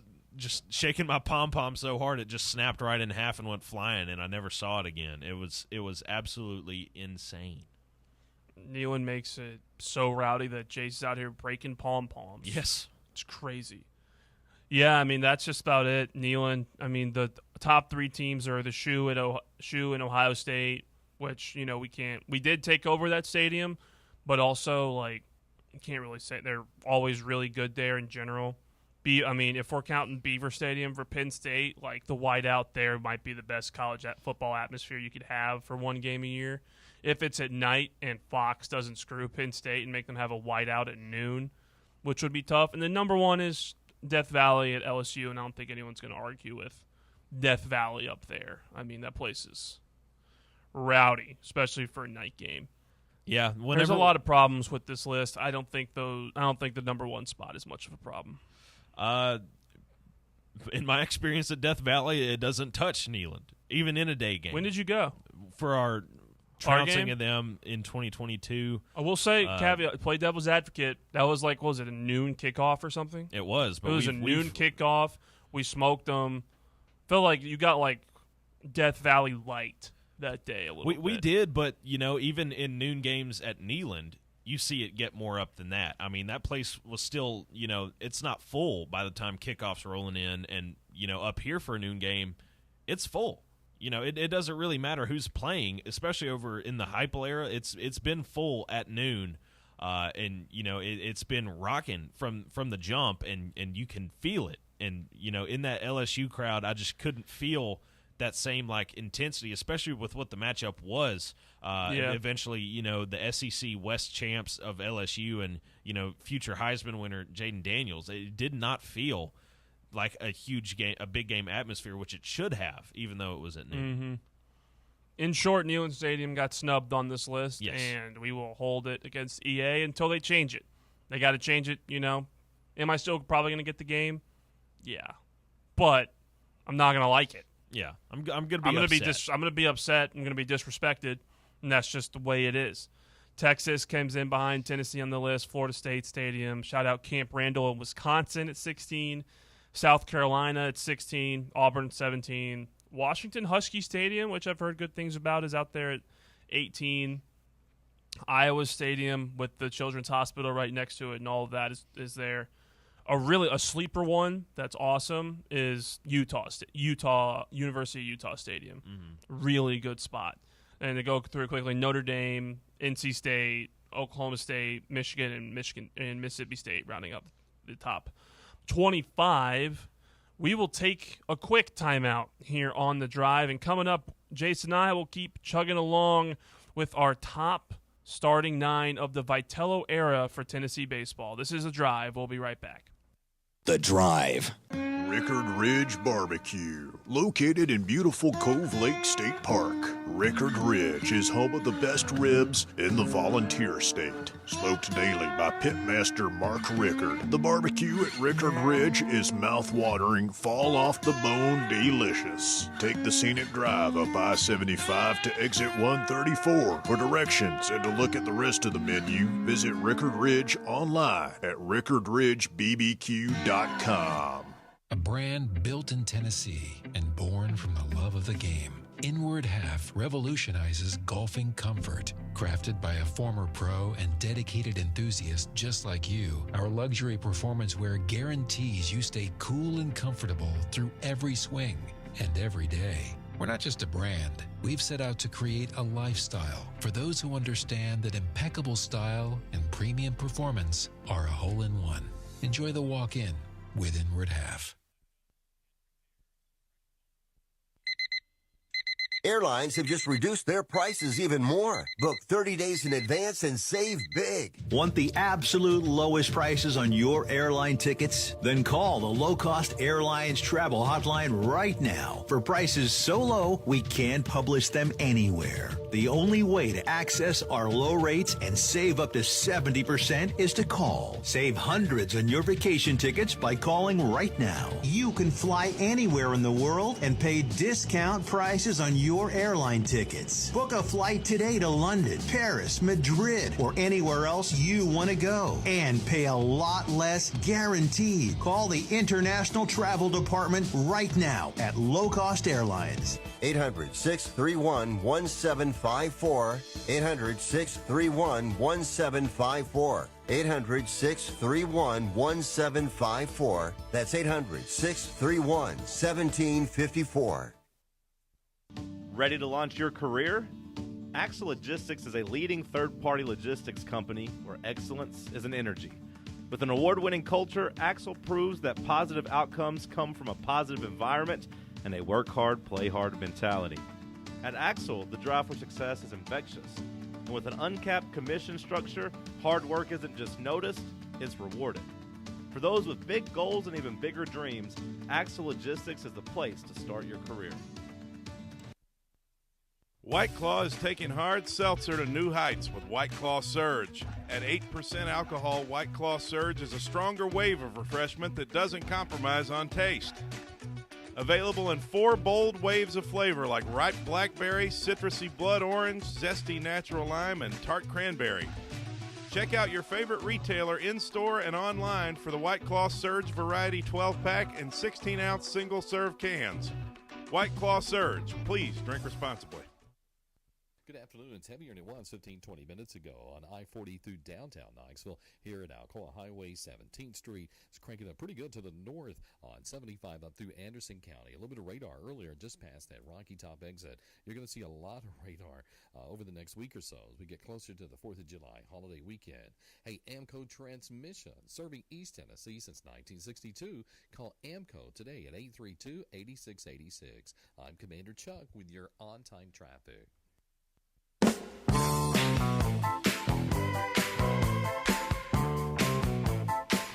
Back on the drive as we keep going through our first and second all-time Tony Vitello teams. We left off at the first base question, where we both came to a consensus that it's Blake Burke in that first team. No arguments, no discussion there. Blake Burke was freaking awesome. Just an absolute animal. Was first team All-American. Was an SEC Player of the Year. Just an outstanding guy. Question that we got to get to is who is in that second spot, which there are a couple guys you can put up for this. Number guy that comes to mind is Luke Lipsius from 2018 to 21. He was great. A guy this last year, Reese Chapman, was freaking awesome. Chapman at first was really good. Levi Clark played a little first base here as well as Andre Lipsius. Just a couple tough questions there, but I'd probably lean Luke Lipsius for those first couple of years over Chapman. Do you mean Andrew Fisher? I might mean, is it Fisher? Yes. Yeah, Fish. I don't know why I said Reese Chapman. Sorry, brain fart. Yeah. That's Fisher. That's Fisher versus Lipsius is the argument. I'm probably taking Fisher.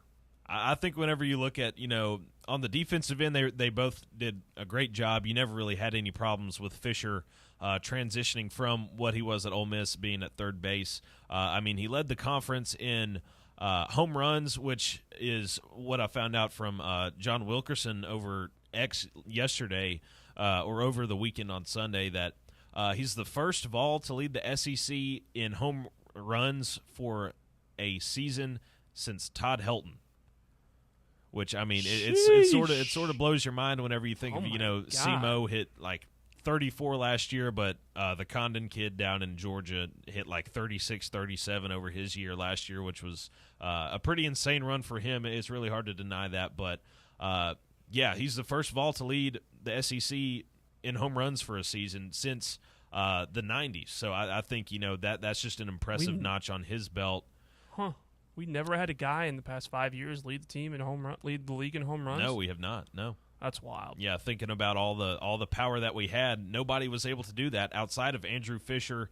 He's a consensus first-team All-American. He really boosted his draft stock. It looks like he's almost worked himself into a lock in the first round, alongside a guy like Liam Doyle. It's really going to be hard to deny what he was able to do. Lipsius was here for 21 and 22, the two big years that we had up here before we finally climbed the mountain. So I think he was a pivotal part there. He had some swagger. He was one of the big parts of that 2022 team. I still remember him checking the bat after the Jordan Beck incident over in Vandy. That was a pretty fun. I still remember him using the one finger to touch home plate, which was another iconic moment, and is still used to this day on the internet. So he's brought a lot of fun moments.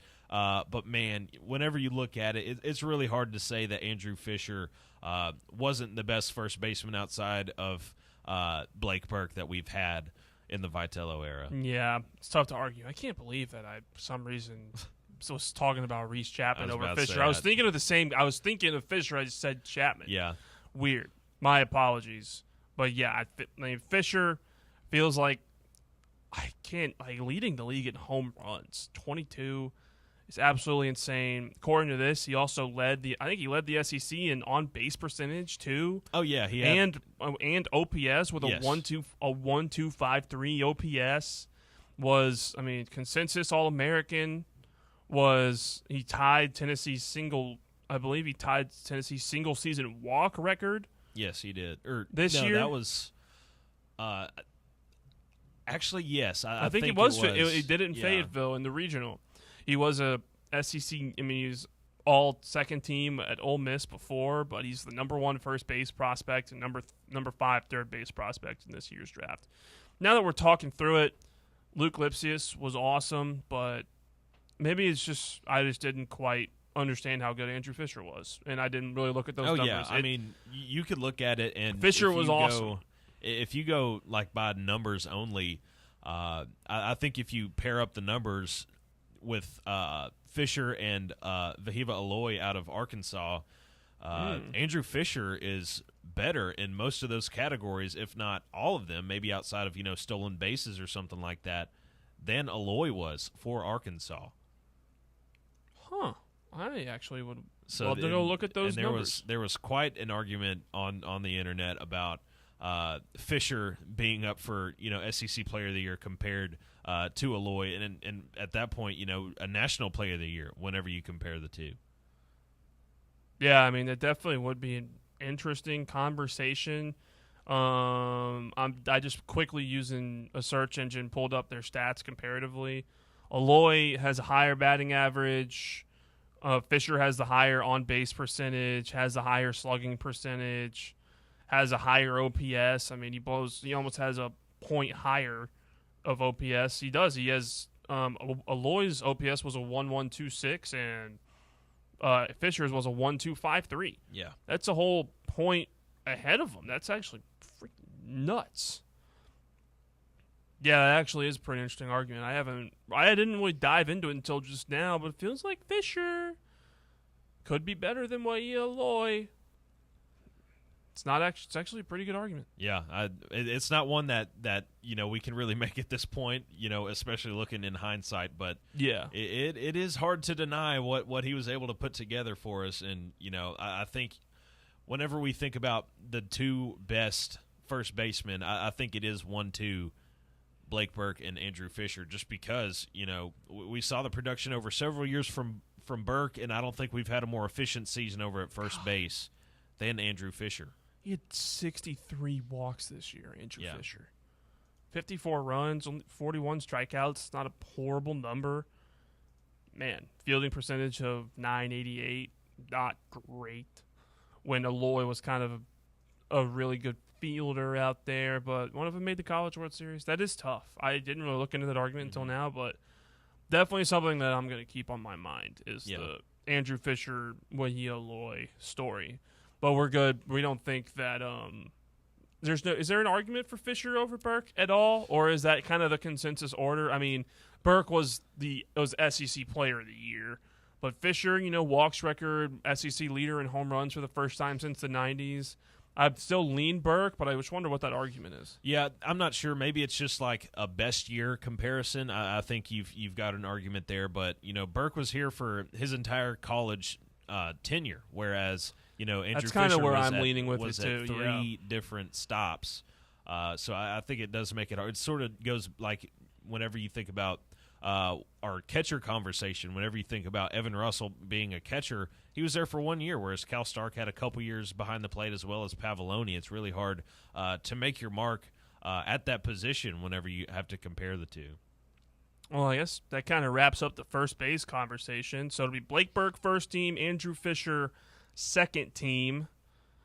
Now we got to move over to second base, and it's kind of a similar situation where first team spoken for, that's Christian Moore, probably might end up being the best player, one of the best players to ever play here, definitely the best player of this generation. He's the best player to ever play. Probably the best player to ever play here. College World Series cycle, only other guy you could argue with would be Todd Helton, which neither of us really got to watch, but Simo is our guy. I mean, his 24 stats, he had a 375 average, 27 bombs, 70 RBIs. No, that was just that was before postseason play because he ended with 34 home runs last year. First team All-American, SEC Player of the Week multiple times, College World Series champion, first round draft pick, already playing in the major leagues, which is absolutely absurd. I mean, he's amazing. If he wasn't playing on the Angels, that would be a much bigger story than it has been, but sadly he is playing in Anaheim. Other guys over at second base, I'm trying to think of who would that second guy be? You really think?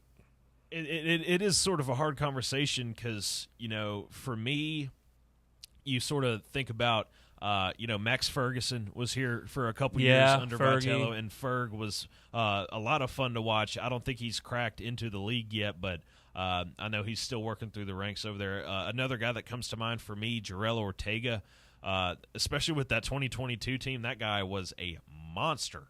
I mean, he hit like 20 bombs or like 18, something like that. It always felt like he was he was a driving force, sort of like a Drew Gilbert and Luke Lipsius of, just oozing with confidence and sort of set the tone, which that pretty much entire team did. He was really good on the defensive end and, had a lot of power and pop from the right side of the plate whenever he was on the offensive side. It's really hard because Ortega really only had one year over there. I'm pretty sure Ferg had a couple, and he had one of the more prominent moments in the early Vitello era whenever he hit that walk-off homer against Arkansas to even that series in 21, which was a pretty big statement win, and that was a big-time moment, at least in my mind, for Tennessee. I think that could be a telltale sign of when we sort of turn the corner from, being a team that's on the rise to a team that's, has risen and is finally back at the top. And that's the first moment that comes to mind for me. Off the cuff, we might get to him when we get to shortstop, but he ended up playing second base a little bit this year. What position do you associate Dean Curley with? I associate him with shortstop. Short, Yes. yeah, more short. I know he played second a little bit this year, but that'd be tough. Yeah, I feel like Max Ferguson has got to be that guy. In my mind, I mean, his best year in 2019, he hit 286, 4 bombs, 400 on-base percentage, was an SEC All-Freshman, played in the College World Series, 5th-round draft pick. It's where second base is not really that deep. We have the best player to ever play here at that position, but behind him, second base has been a little bit softer than the other positions, I feel like. Yeah, it is a little bit tougher to gauge, Yeah. at least past SEMO, just because from what I'm reading about Ferguson, he really only spent one full season as your starter at second base, and it's sort of along the line of Jarrell Ortega. I think in a year by year to year comparison, I think Ortega's had a little bit higher of a ceiling compared to Ferguson, just because he was able to push the offensive end a lot. I think a lot more than Ferguson was able to, at least from a power standpoint. And yeah, honestly, I think my vote, up to some certain discretion, probably Jarrell Ortega, the second best second baseman under Tony Vitello. Huh. 2020 to 2022, do I have that right? Yes. Just pulling up his stats now.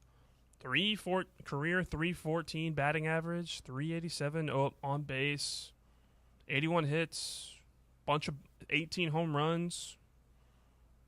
Actually, I think you might have swayed me a little bit. He seems like, because he was a primary. I do give him the credit for being a primary second baseman as well. Yes. I feel like he had 76 hits, 20 doubles, 18 homers.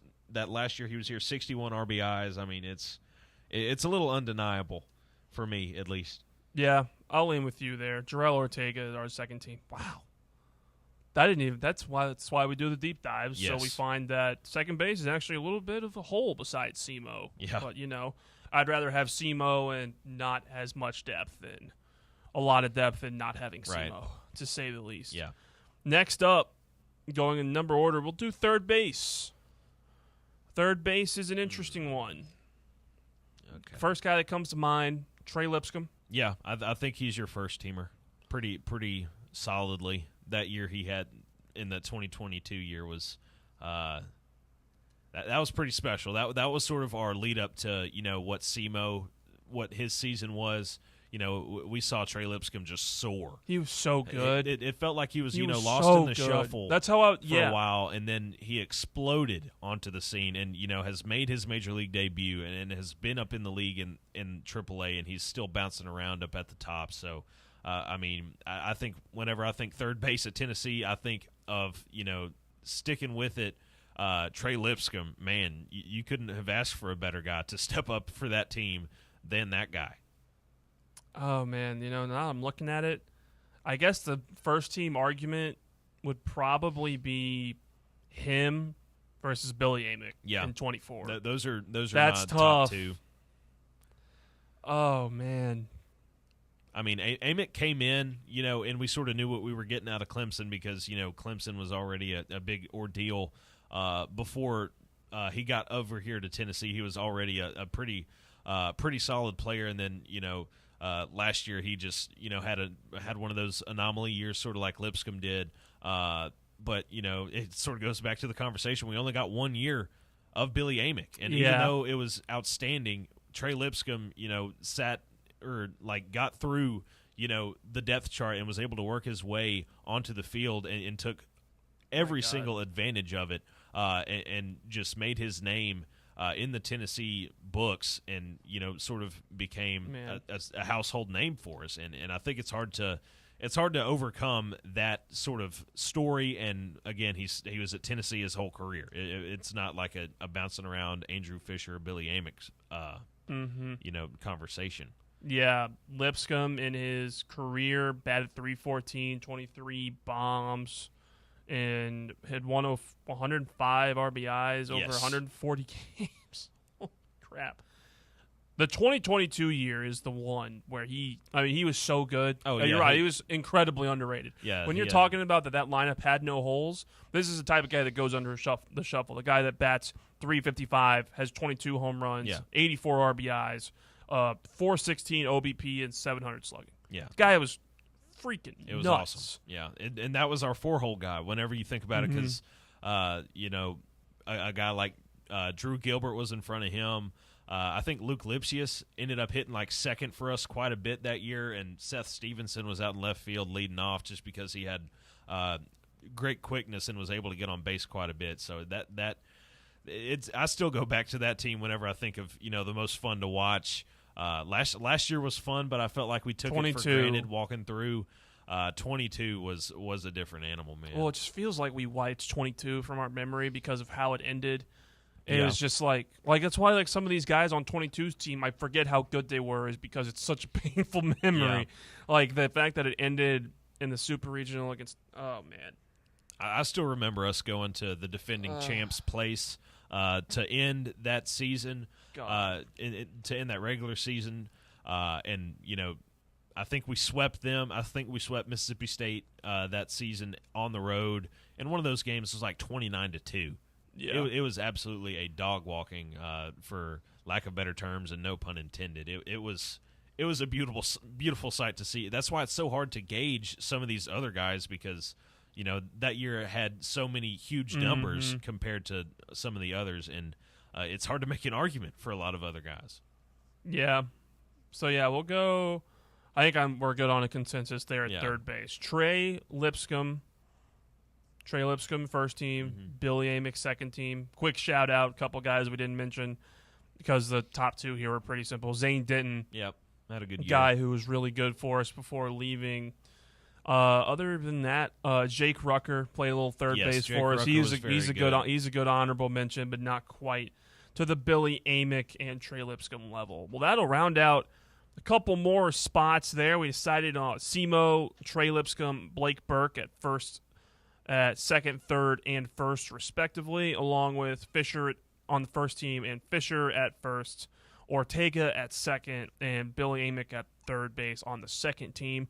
We'll take a quick break and keep going around the diamond and out into the outfield for our all Vitello first and second team. We'll be right back. This is The Drive. The Drive. Located in Knoxville's historic Old City, Barley's offers great food, live music, the best draft beer selection in town, and now your new favorite place to watch sports. Their indoor projector is perfect for any weather, and they've revamped their upstairs area with more TVs to take in all of the action. Their menu features hand-battered chicken tenders, juicy burgers, fresh salads, and the tastiest pizza in Knoxville. You can enjoy their happy hour drink specials daily from open until 6 p.m.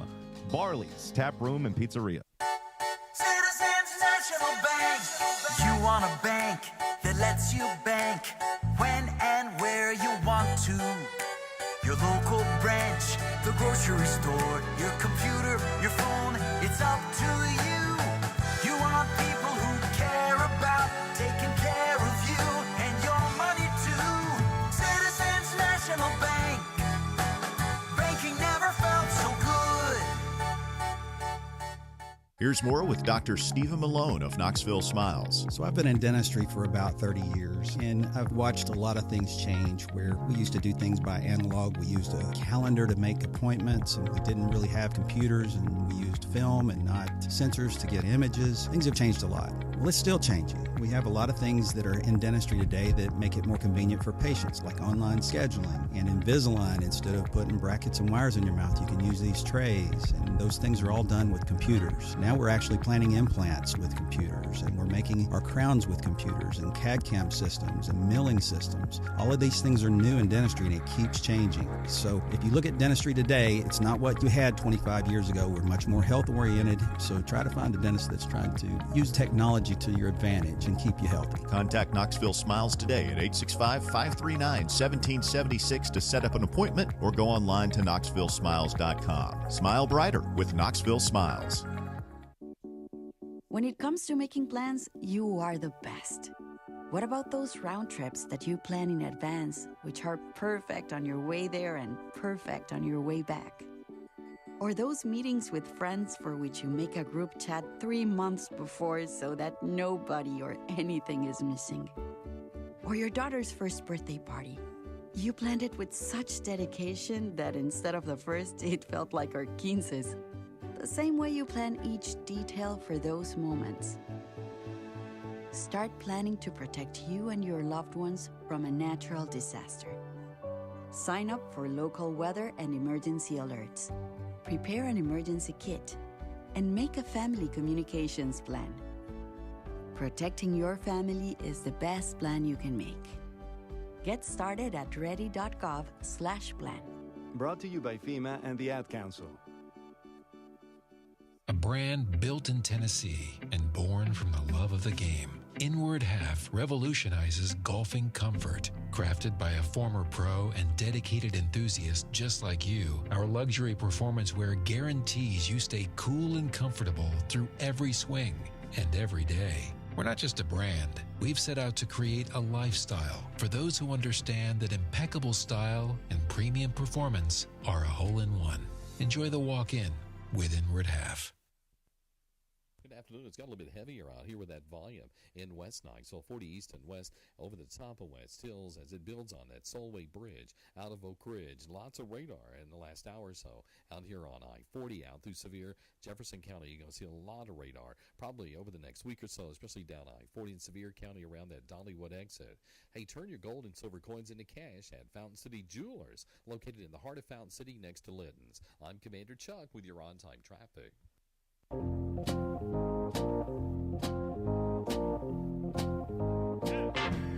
Welcome back to The Drive. Walker Smith here with Jace Brown walking you through our first and second team of the all Vitello era. And a couple chimes in from the text box up to this point. One texter says, reminding me how good Andrew Fisher was, which, you know, to my mind, like, I probably should have been more on top of how good Andrew Fisher was. I just, for some reason, had blocked that out of my memory and confused him with Reese Chapman. That's on me. I got to wear that one. We'll move on and just Andrew Fisher is on our team. And there also is a good argument that if we're not going positionally, Fisher is good enough to be our first team DH, which we can get there later if we want to move some positions around.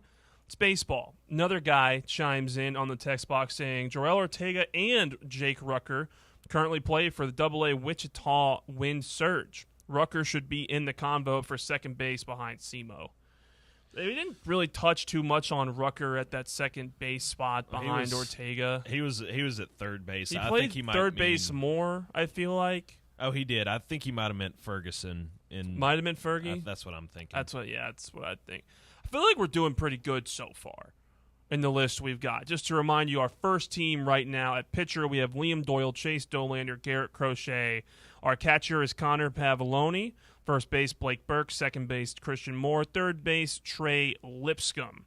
On our second team, pitchers are Drew Beam, Blade Tidwell, and Chad Dallas. Catcher, Cal Stark. First base, Andrew Fisher. Jarrell Ortega at second base, and Billy Amick at third. And that brings us to our next position of need. We need to round out the infield with a shortstop. And I feel like the buck kind of stops with Dean Curley.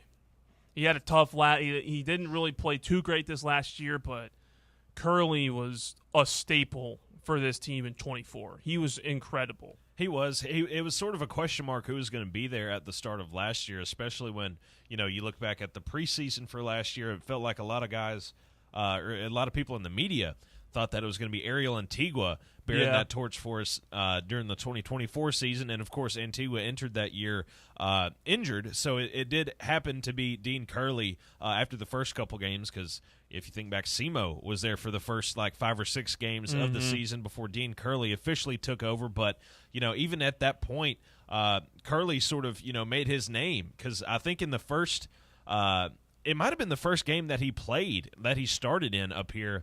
I think he had a 3-home-run game. Like, he hopped out of the gate really hot for us and was sort of a consistent player past that. You know, he never really, you know, hit the peak that we thought that we would see from him, especially whenever we were looking into this season. We thought he was going to be, you know, your first-team All-American shortstop. We thought Golden we thought he was Spikes gonna type be, of guy. Yeah, we thought he was going to be up there in the ranks, but sort of fell behind the 8 ball a little bit, but still was able to produce for us quite a bit, and was a huge part of us going to Omaha last year and taking it all. So for me, it is a little bit hard to pass up that, as well as him.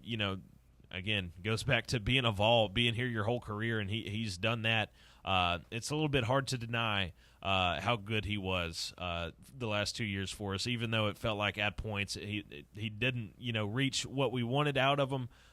He was still able to take care of business for us, which is the main idea. Yeah. He hit in his best year in 2024, hit 302, 11 bombs, 38 RBIs, a 380 on base percentage, 522 slugging, 900 OPS in 50 games, which he was limited a little bit due to depth issues like we talked about in the national championship team.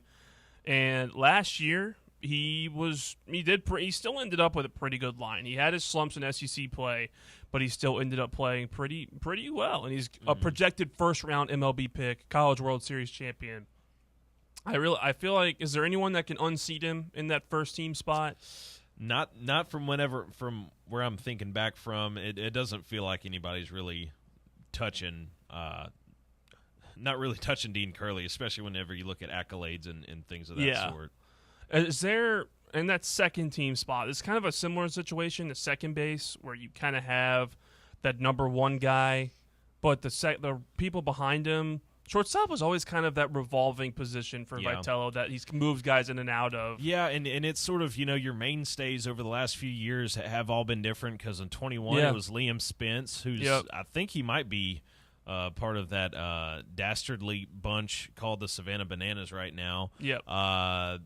We had, 22 was Cortland Lawson. He's still moving up the ranks in the minors with the Nationals. Maui Ahuna, he's now with the Giants organization. He was a big-time player in 2023. So it has sort of been an ever-changing role every year. It seems like we get a new person over in that spot. So this one's a little bit hard.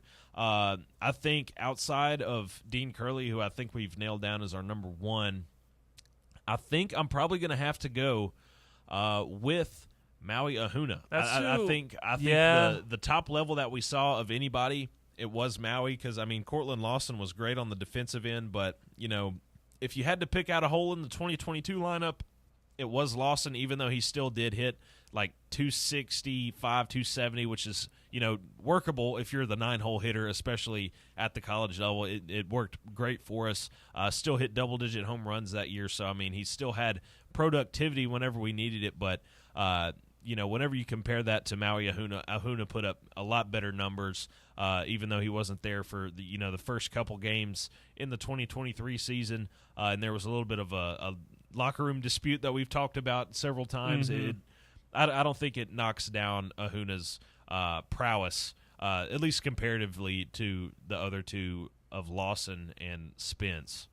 Yeah, I feel like Ahuna is the stats guy when you go for it. Hit 312 in 2023, had an on base of 425, slugged over 500. It's good for just short of 1,000 OPS. Only 8 bombs, but he was an all-SEC first-team guy. Yeah. He was a first-round MLB draft pick. The guy was awesome. He was great. And I feel like the only other guy that I can think of that would compete with him it's him and Spence, I feel like, are the two at shortstop. And it's kind of the same argument. Like, we got more of Spence. We got 3 years of Spence, 2019, a little bit of 2020 and 21. He wasn't on the 22 team? Correct. He was gone after 21. Yeah, we got 3 years of him and only 1 year of Maui. And I felt like Maui was a little better in his best year here. Spence's senior year, he hit 336, 5 bombs, a little bit lower OPS than Maui. I think I would go Maui Ahuna. Yeah, I think that's where we're going to land on. So at shortstop, we have Dean Curley on the first team and Maui Ahuna. I remember he ended up, for some reason, he was so hyped coming into this team. Because he was a big-time prospect transferring from Kansas. Mm-hmm. We were really, really pumped about him. We were pumped for him. And it feels like he kind of gets, like, he played here, and he's a little more lost in the shuffle of guys that I think of when I think of Vitello guys. Yeah, he really is hard to gauge, especially whenever you see, some of the guys that have moved up to the major leagues and all that. And whenever you look at the stat sheet, there's a lot of guys that you would take over Ahuna.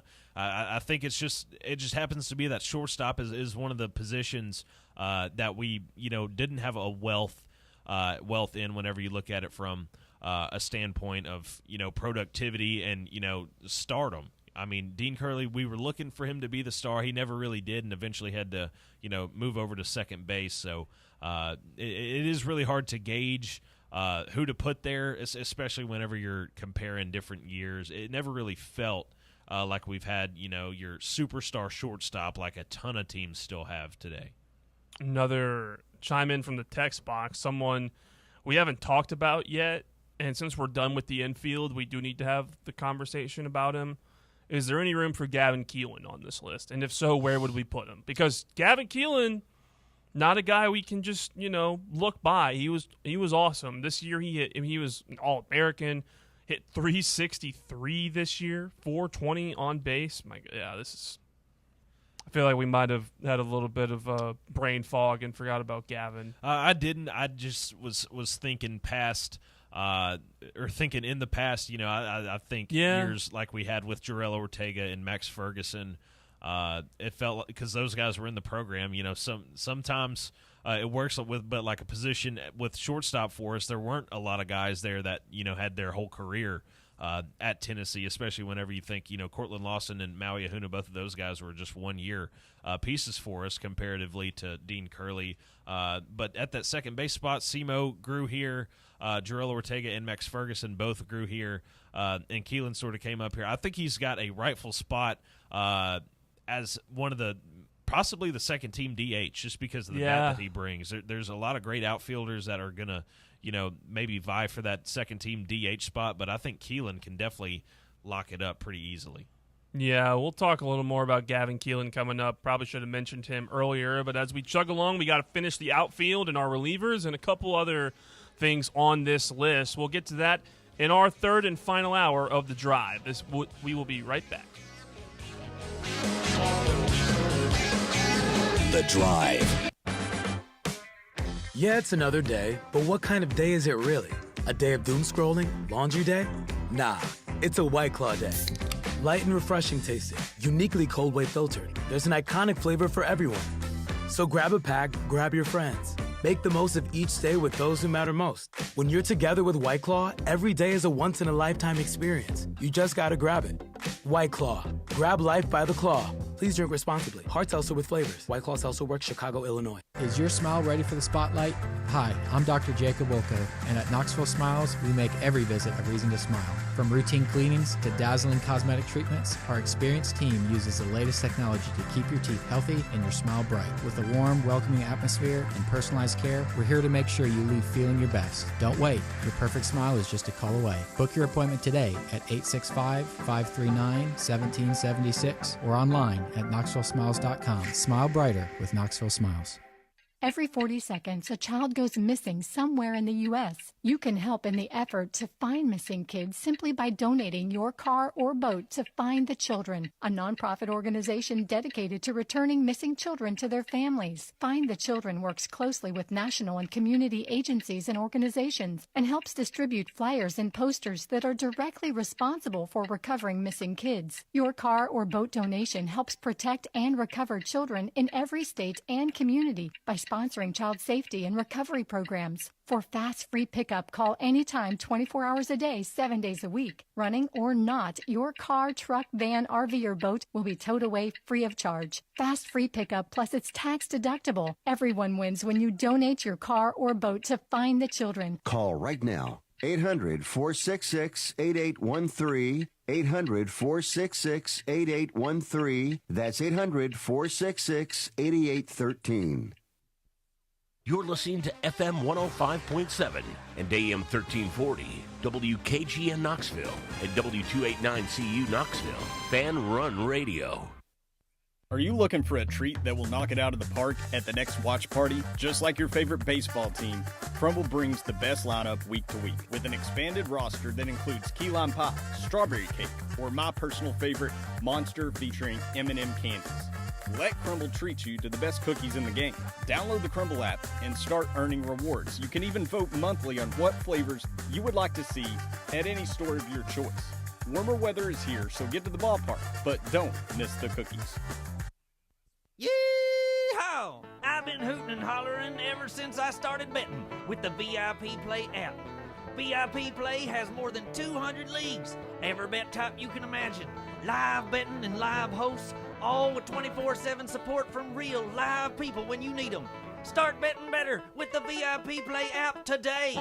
Don't be a better, be a better with VIP Play today. Download VIP Play today or head to VIPPlayApp.com. Make sure you use the promo code FANRUN to take advantage of their welcome bonus and so they know that we sent you. Gambling problem? Call 1-800-8899-789. Must be 21 or older and located in Tennessee to bet. Good afternoon. It's gotten heavier in the last 15-20 minutes with that volume through downtown Knoxville. 40 West at 17th Street. Stop and go now Broadway through the Fountain City area over the ridge. All that traffic headed out towards Halls this time of the afternoon, passing Rifle Range as it gets heavier. 275 north over here at Woodland Baxter Avenue. Hey, Fountain City Jewelers Wedding Band Weekend. It's coming up this coming weekend. Call over there and get an appointment with Mark Enix at Fountain City Jewelers right next to Litton's. I'm Commander Chuck with your on-time traffic.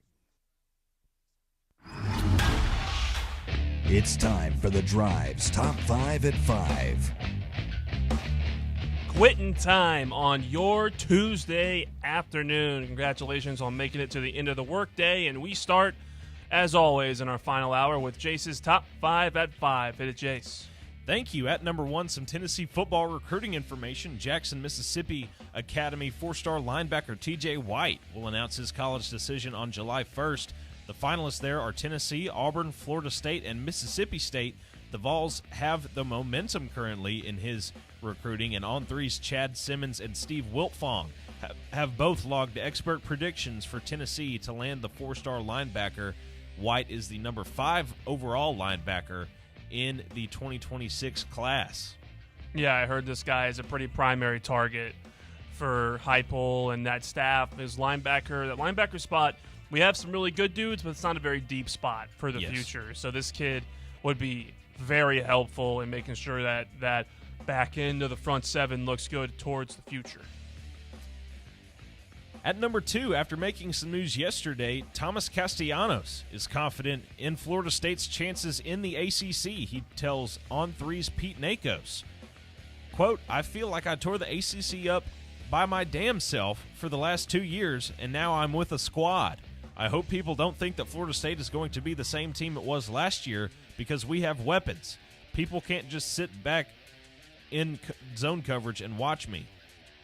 So remind me, who is this the quarterback that transferred there? Yes, this is the quarterback at Florida State transferring out of Boston College. I'll tell you what, I kind of hope that Florida State's able to turn it around because, you know, I don't have any animosity towards them, and it was sad to watch what happened to them last year. I mean, that was brutal. Ever since the Jordan Travis injury 2.5 years ago, it has been nothing but pain for Seminoles fans.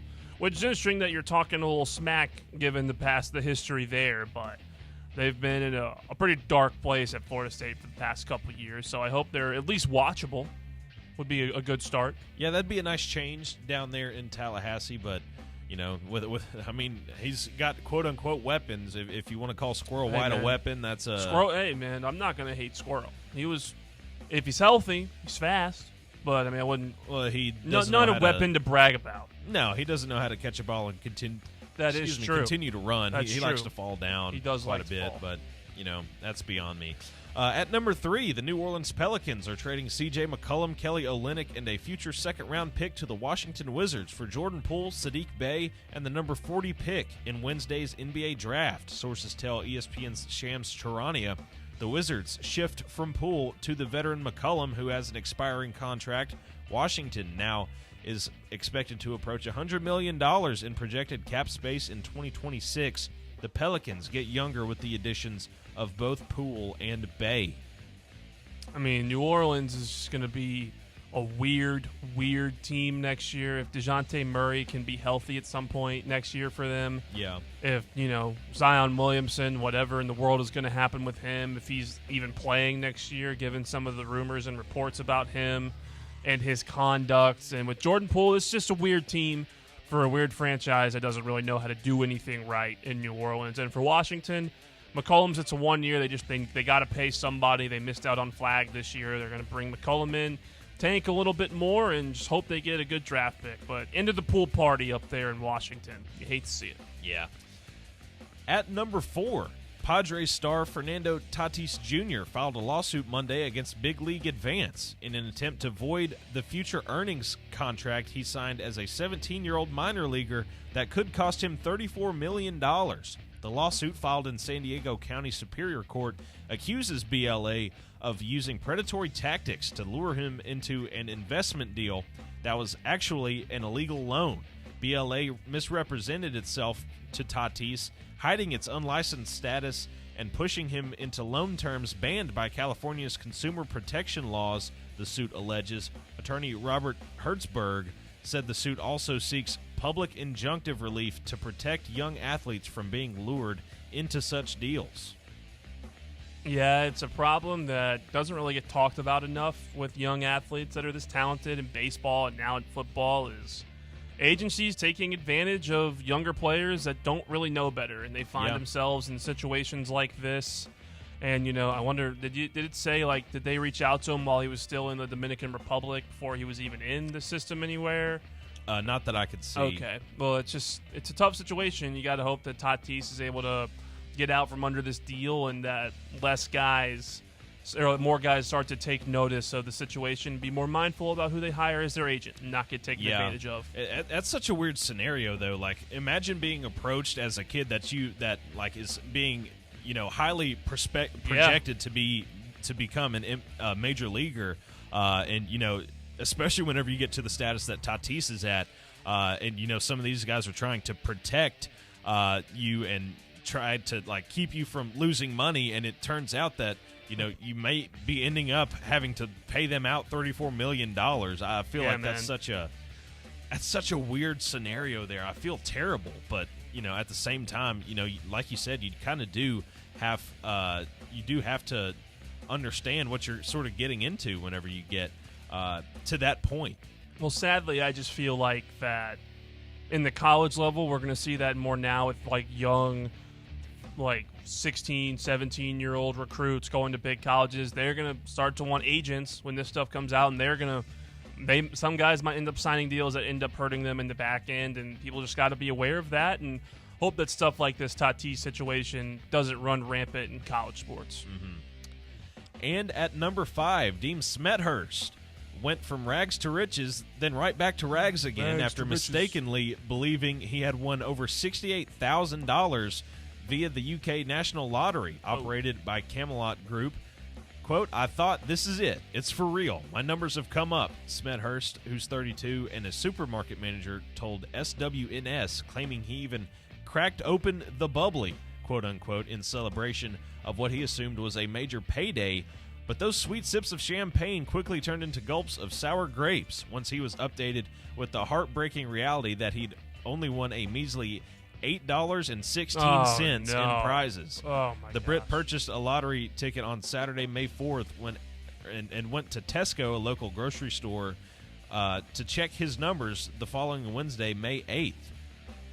Quote, "I spoke to the checkout girl and gave her the serial number of the ticket," the millennial recalled. Quote, "She inputted it and said, 'Well done, you've won 3 lucky dips,'" he said, referring to 3 separate sets of randomly generated lottery numbers.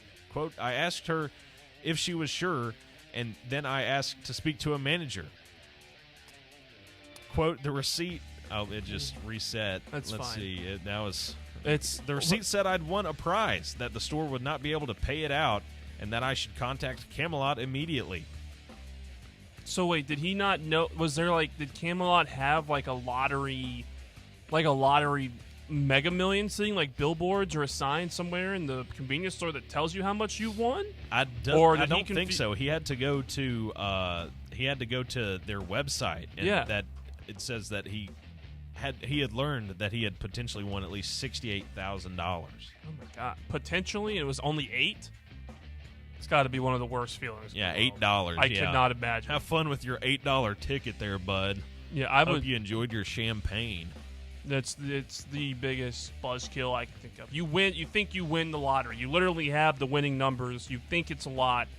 It's $8. $8. He must not have hit that that doubler or whatever on the lottery ticket. He must not have hit all the steps on the way up there. Maybe not. It makes me feel like you got this confused with a scratch off or something, because $8 is like a scratch off type of thing. And not even a good scratch off. That's like a $3 scratch. Yeah, that's the scratch off you don't want to hit. That's the one that you get at Christmas. That's a Christmas scratch off that you get it and you're like, now I have to go redeem this, and it's just not worth the effort for $8. I feel bad for the guy, but at least you won something. Most lottery tickets don't pay out anything. So I mean, you take your $8, buy 2 more tickets, see if maybe you can win it that way. I don't know. Yeah, hope it paid for his champagne. Yeah. Must be some cheap stuff. That'll do it for the top 5 at 5. We are open phone lines the rest of the way. Call or text the show at 865-966-3435. That's 865-966-3435.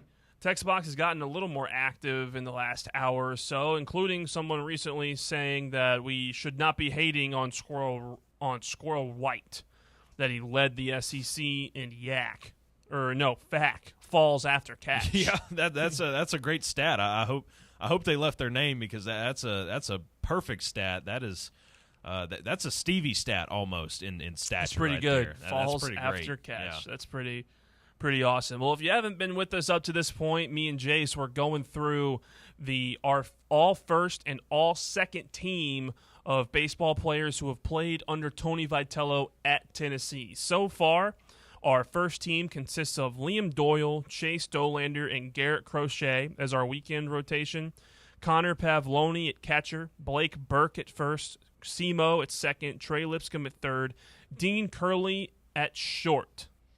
And our all-second team includes Drew Beam, Blade Tidwell, and Chad Dallas as our starting pitchers, Cal Stark at catcher, Andrew Fisher at first, Jarrell Ortega at second, Billy Amick at third, and Maui Ahuna at short. We still have the outfield and the DH positions to go, which we will fill out in this hour. But we got a good question raised to us earlier in our last segment about Gavin Keelan and where exactly he would fit in this team.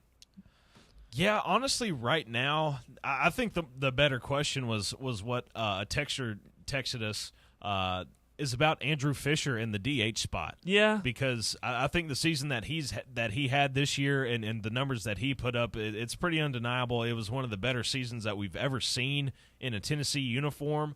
I would gladly move Luke Lipsius to the second team first baseman and Andrew Fisher rightfully into our first team DH spot. I'm not sure about you. I'm pretty okay with that. I don't hate it. It's interesting because I'd like it to keep it positionally relevant, and we got to dive into like the full-time DHs that played for Vitello. There's not many good There really ones. aren't many. He would rotate him around. Honestly, I mean, it's just Fish was such a good. I think of him as a first baseman is what I think of him. I don't really. I think of him it's not really along the side of. I think your DH is just your best player that isn't in your first team on the defensive side. Yeah, that's what I see that first team DH. I don't see really any Tennessee DHs making this spot because I mean true. The one that the only guy that I think of as a DH that was purely that. For most of his time here, like Pete Durkay, especially in the 2021 season, he had some bright spots for us. That's about the only DH that I can think of that was purely that position. But I don't think he comes close to any productivity that we've seen out of other hitters in the Vitello era. I think it'd be remiss if we didn't have Andrew Fisher on that first team in some capacity. Yeah.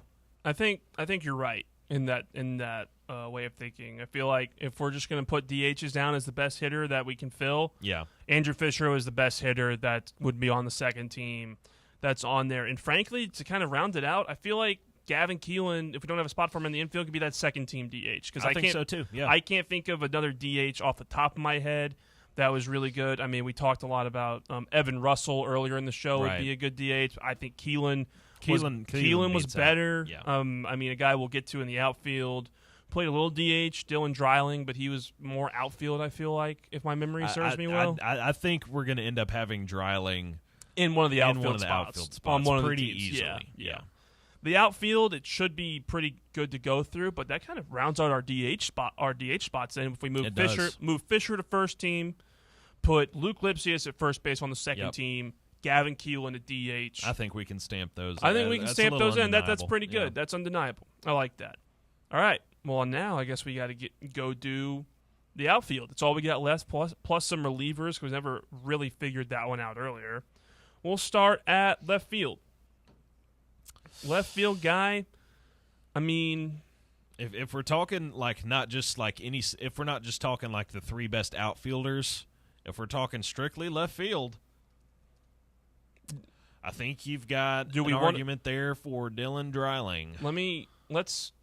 Before we make a statement on it, do we want to do positional or like left field, center field, right field, or do we want to just do best six outfielders? I think it'd probably be easier to do the best six outfielders. I think dividing it up into, each part of the outfield is going to be a little bit tougher just because, like, there's great ones and, most of them did move around a little bit, especially in 2022. They moved around quite a bit and over the last couple years. So I think your best three outfielders for each team is probably – that's how I'd do it.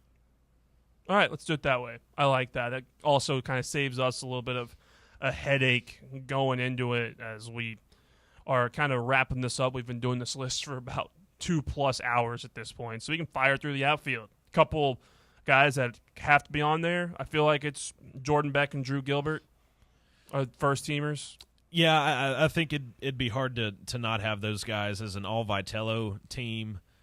You got to have those two because they bared the torch for a lot of guys that came after them. And granted, there's some of the ones after them, took a little bit further and were able to do more and might have had better numbers. But those two are they're there for a reason. Like those guys are major leaguers and they're there for a reason. I think it's pretty. Like Drew Gilbert is the non-negotiable. Like he's probably the best outfielder that's come through this school for Vitello. I think so too. I would feel like, and he has the moment. First round draft pick, first team All American, first team All SEC, all SEC All Tournament team, was in on the College World Series team, obviously the 22 team, along with that.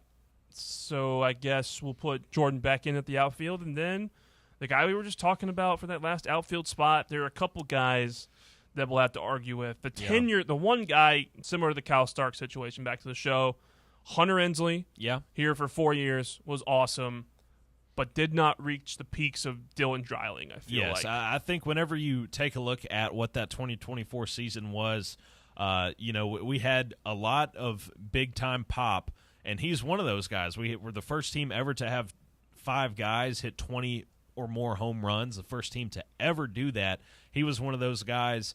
I mean, whenever you think about, showing up in the moment, Hunter Ensley had, the plays in the outfield and, put his body on the line for Tennessee, catch, which is one of the best moments in Tennessee history. I think he's going to be on one of these first two teams. But Dylan Dreiling in that championship series, there's nobody I would rather have at the plate than Dylan Dreiling. That kid was just had his hair on fire. He was there in every single game. Every time we needed a hit, he was there. He hit the walk-off against Florida State. Yep. He hit a home run in every single game in that championship series. God, so true. He was absolutely elite. He was the World Series MVP for a reason. I mean, that guy came up when we needed it. I don't think there was a moment that passed him by that he didn't take advantage of.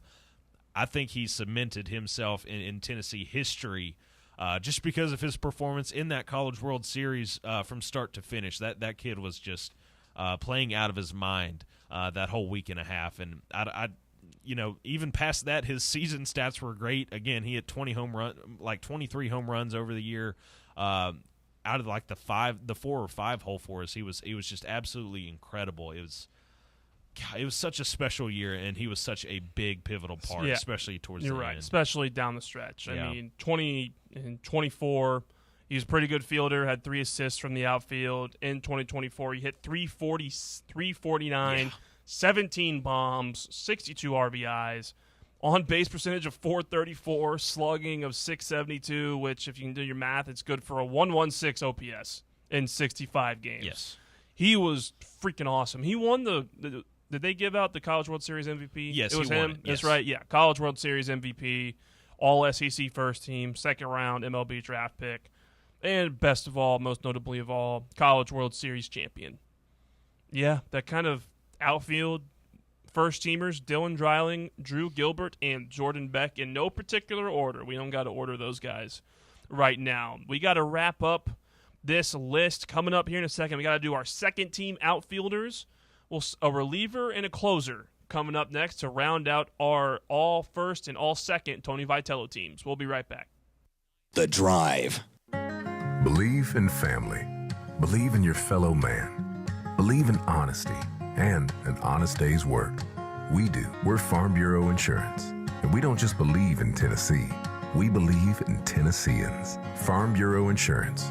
Tennessee's insurance company. This is Baseball VFL Cody Brown. Farm Bureau Insurance is the official insurance for Tennesseans. Believe in me for all of your insurance needs. Give me a call at 865-992-3871. A brand built in Tennessee and born from the love of the game. Inward Half revolutionizes golfing comfort. Crafted by a former pro and dedicated enthusiast just like you, our luxury performance wear guarantees you stay cool and comfortable through every swing and every day. We're not just a brand. We've set out to create a lifestyle for those who understand that impeccable style and premium performance are a hole-in-one. Enjoy the walk-in with Inward Half. Hey, Pack Rat. Yeah, you. Are you moving cross-country and you just don't know who to call? Call us right now. Listen, you've probably seen one of our containers in your neighborhood. But did you know that we can help you move anywhere in the United States? It's real simple. We'll drop a container off at the location you tell us to bring it to. You pack up your valuable possessions at your leisure. They stay safe right in your home. And when you're ready, call us. We'll come and pick up the container and give you a scheduled date of when your furniture and the other possessions will be at your new home. So if you're moving across country or across town, be a Pack Rat. Join the Pack Rat family. Call Pack Rat right now for your free quote. See y'all later, Pack Rats. Call 800-965-1298. 800-965-1298. 800-965-1298. That's 800-965-1298. Are you looking for a treat that will knock it out of the park at the next watch party? Just like your favorite baseball team, Crumble brings the best lineup week to week with an expanded roster that includes key lime pie, strawberry cake, or my personal favorite, Monster featuring M&M candies. Let Crumble treat you to the best cookies in the game. Download the Crumble app and start earning rewards. You can even vote monthly on what flavors you would like to see at any store of your choice. Warmer weather is here, so get to the ballpark, but don't miss the cookies. Yeah, it's another day, but what kind of day is it really? A day of doom scrolling? Laundry day? Nah, it's a White Claw day. Light and refreshing tasting, uniquely cold way filtered. There's an iconic flavor for everyone. So grab a pack, grab your friends. Make the most of each day with those who matter most. When you're together with White Claw, every day is a once-in-a-lifetime experience. You just gotta grab it. White Claw. Grab life by the claw. Please drink responsibly. Hard seltzer with flavors. White Claw Seltzer Works, Chicago, Illinois. Good afternoon. Still building with more volume on I-40 westbound here at 275 Western Avenue. Right on schedule, actually leaving downtown Knoxville with this traffic volume out towards West Knoxville, passing 640 over the top of West Hills. Couple of accidents out here a little bit earlier to the north as that gets heavier now on 75 north, passing Merchants, pushing up through Powell on into Anderson County. Hey, Fountain City Jewelers Wedding Band Weekend. It's coming up this weekend. As a matter of fact, call and set an appointment. It's Mark Enix at Fountain City Jewelers right next to Linton's. I'm Commander Chuck with your on-time traffic. Welcome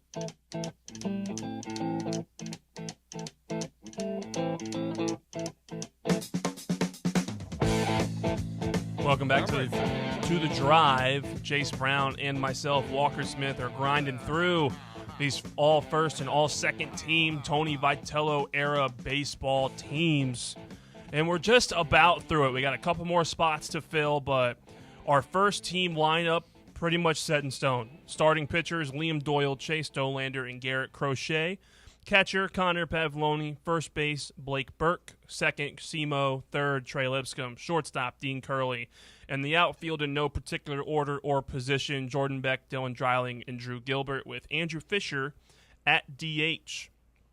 We still got to figure out our second team outfield, which one guy that's going to be on here, non-negotiable for the second team, Hunter Inslee. Yeah, I think career vol, just all the accolades he came up with. One of the best catches in Tennessee history, one of the best moments in Tennessee history. There's a lot. There's just a lot there with him. I mean, he was awesome. He was consistent throughout his whole career here. Consistent in the field. Never had to worry about him out there in the field. Was all SEC second team in 2024. Didn't hit. He still ended up hitting pretty well this last year. Yeah. Had a 310, 10 bombs, 45 RBIs, 510 slug in 65 games. Now, Hunter Inslee kind of didn't really reach the peaks of the three guys ahead of him, but he is the clear-cut best second teamer on this list. Yeah, I'd put him up there, and I think what he brought to the table this year was sort of the leadership that you were looking for. I mean, we called him the captain for a reason this year. He was the man of the defense, and he commanded it pretty well. He's had huge moments here. He's come up big. Even this year, in spots where we needed him to come up at the plate, he came up exactly how we needed him to, and was able to helped us win several ball games more than lose this year. So that was big ups to him. I grew up, right down the road from him, and played him in football and baseball. Did you Tennessee actually? kid, That's yes, right. I Yeah. did. Great kid. I mean, been a Vol all his life, and has lived up to that VFL moniker, and really excited to see what he can do at the next level. I think he could maybe hopefully work his way up to a major league roster someday. I'd love to see that story. It'd be a real feel good one. Yeah, we're gonna hope to hear his name get called in the MLB draft this year, along with a bunch of guys from this team going into it. But you're right. This guy he was a staple. He was the captain. He's like kind of our version of the vocal leader on the team. Whenever you had to think about center field or think about the positions, that was one that you never ever had to worry about, because Hunter Inslee was out there patrolling the center field, not making mistakes. With all of our defensive issues this last year, you never had to worry about Hunter Inslee. Yeah. You always knew he would hit. It's not like he never really went through that many slumps hitting. He was just a consistent guy. The captain very well deserves to be on this list. And those other two second team spots, my first vote would go to Kavares Tears. Yes, I agree. Guy on the championship team last year, hit 320, 10 bombs, 45 RBIs, on base percentage of 400 exactly. Wasn't the best fielder in terms of tracking the ball, but had an absolute cannon of an arm. He would fire that thing in there. I believe he got a couple of really good plays at the plate in his time here. He did. Stood out, really came alive in the kind of later stages of that season in 24. Yeah, he was one of our 5 guys last season with the 20 home runs, so he was a big part of that. No, he incredible power hitter. I mean, the guy was awesome, and he's one of the guys on that championship team that you don't want to forget about, but that team was so good that you just got to remind people how good Kavares Tears was. Yes, and I think he's one of the more overlooked parts of that 2024 team, of that 24 team, just because of what he was able to do. Because, I mean, you look up and down that lineup, he's down there in like the 6 or 7 hole for us last year, and was able to, sort of put some power towards the back end of that lineup, especially whenever we had to get that offensive lineup to turn around to get back up to Simo in the bunch. But he was such a catalyst for us. I still remember the clip of him in Omaha whenever he hit a home run, and the cameraman was right next to his dad, and you see his dad high-fiving all around and going crazy. That was another feel-good moment, and it's another Tennessee kid. I mean, he's the all-time TSSAA home run leader in the state of Tennessee at the high school level. He's he's been inked in the game in Tennessee for a while now, and I don't think that's going to change. He left his legacy here. He's been moving up the ranks in the minors as well. Man. He's one of those guys that's going to be up there sooner rather than later for the Padres. So another exciting prospect, and I think he's sort of up there with Inslee, where if you're not on the first team, I think it'd be dumb not to have him on the second team. Yeah, Tears was awesome. I didn't realize. I mean, he's got what major leaguers want to see. He's got a power. Yeah. He's a freak athlete, and if they can teach him to hit the ball a little bit more consistently in the big leagues, he'll be on the Padres roster at some point. And that leads us to our final outfield spot on the second team, which Jason and we can't really quite figure out who it's going to be. One. There are a couple guys that we can kind of name but don't really know the particular order. Colby Bacchus, Justin Amons, Alaric Solari, some of those guys. I know some more guys. Griffin Merritt also, and Jay Charleston. Those are the ones that kind of pop out to me. It's weird. I feel like if we had got to seen him more, Alaric Solari would be that guy. Yeah. We just didn't get to see him. Yeah, and I'm looking at the text box right now. Tanner chiming in just a couple minutes ago. He had a really good point about the second team. He brought up a name that we haven't even brought up whatsoever. Jared Dickey. He made a big-time splash in that 2022 season. That's right. Mainly coming in as a DH and come up in a lot of pinch hit spots for us during that year, and he always felt like he was on base. In the 2023 year, Jared Dickey really was awesome for us. He's now working through the Royals system, I believe. Yeah.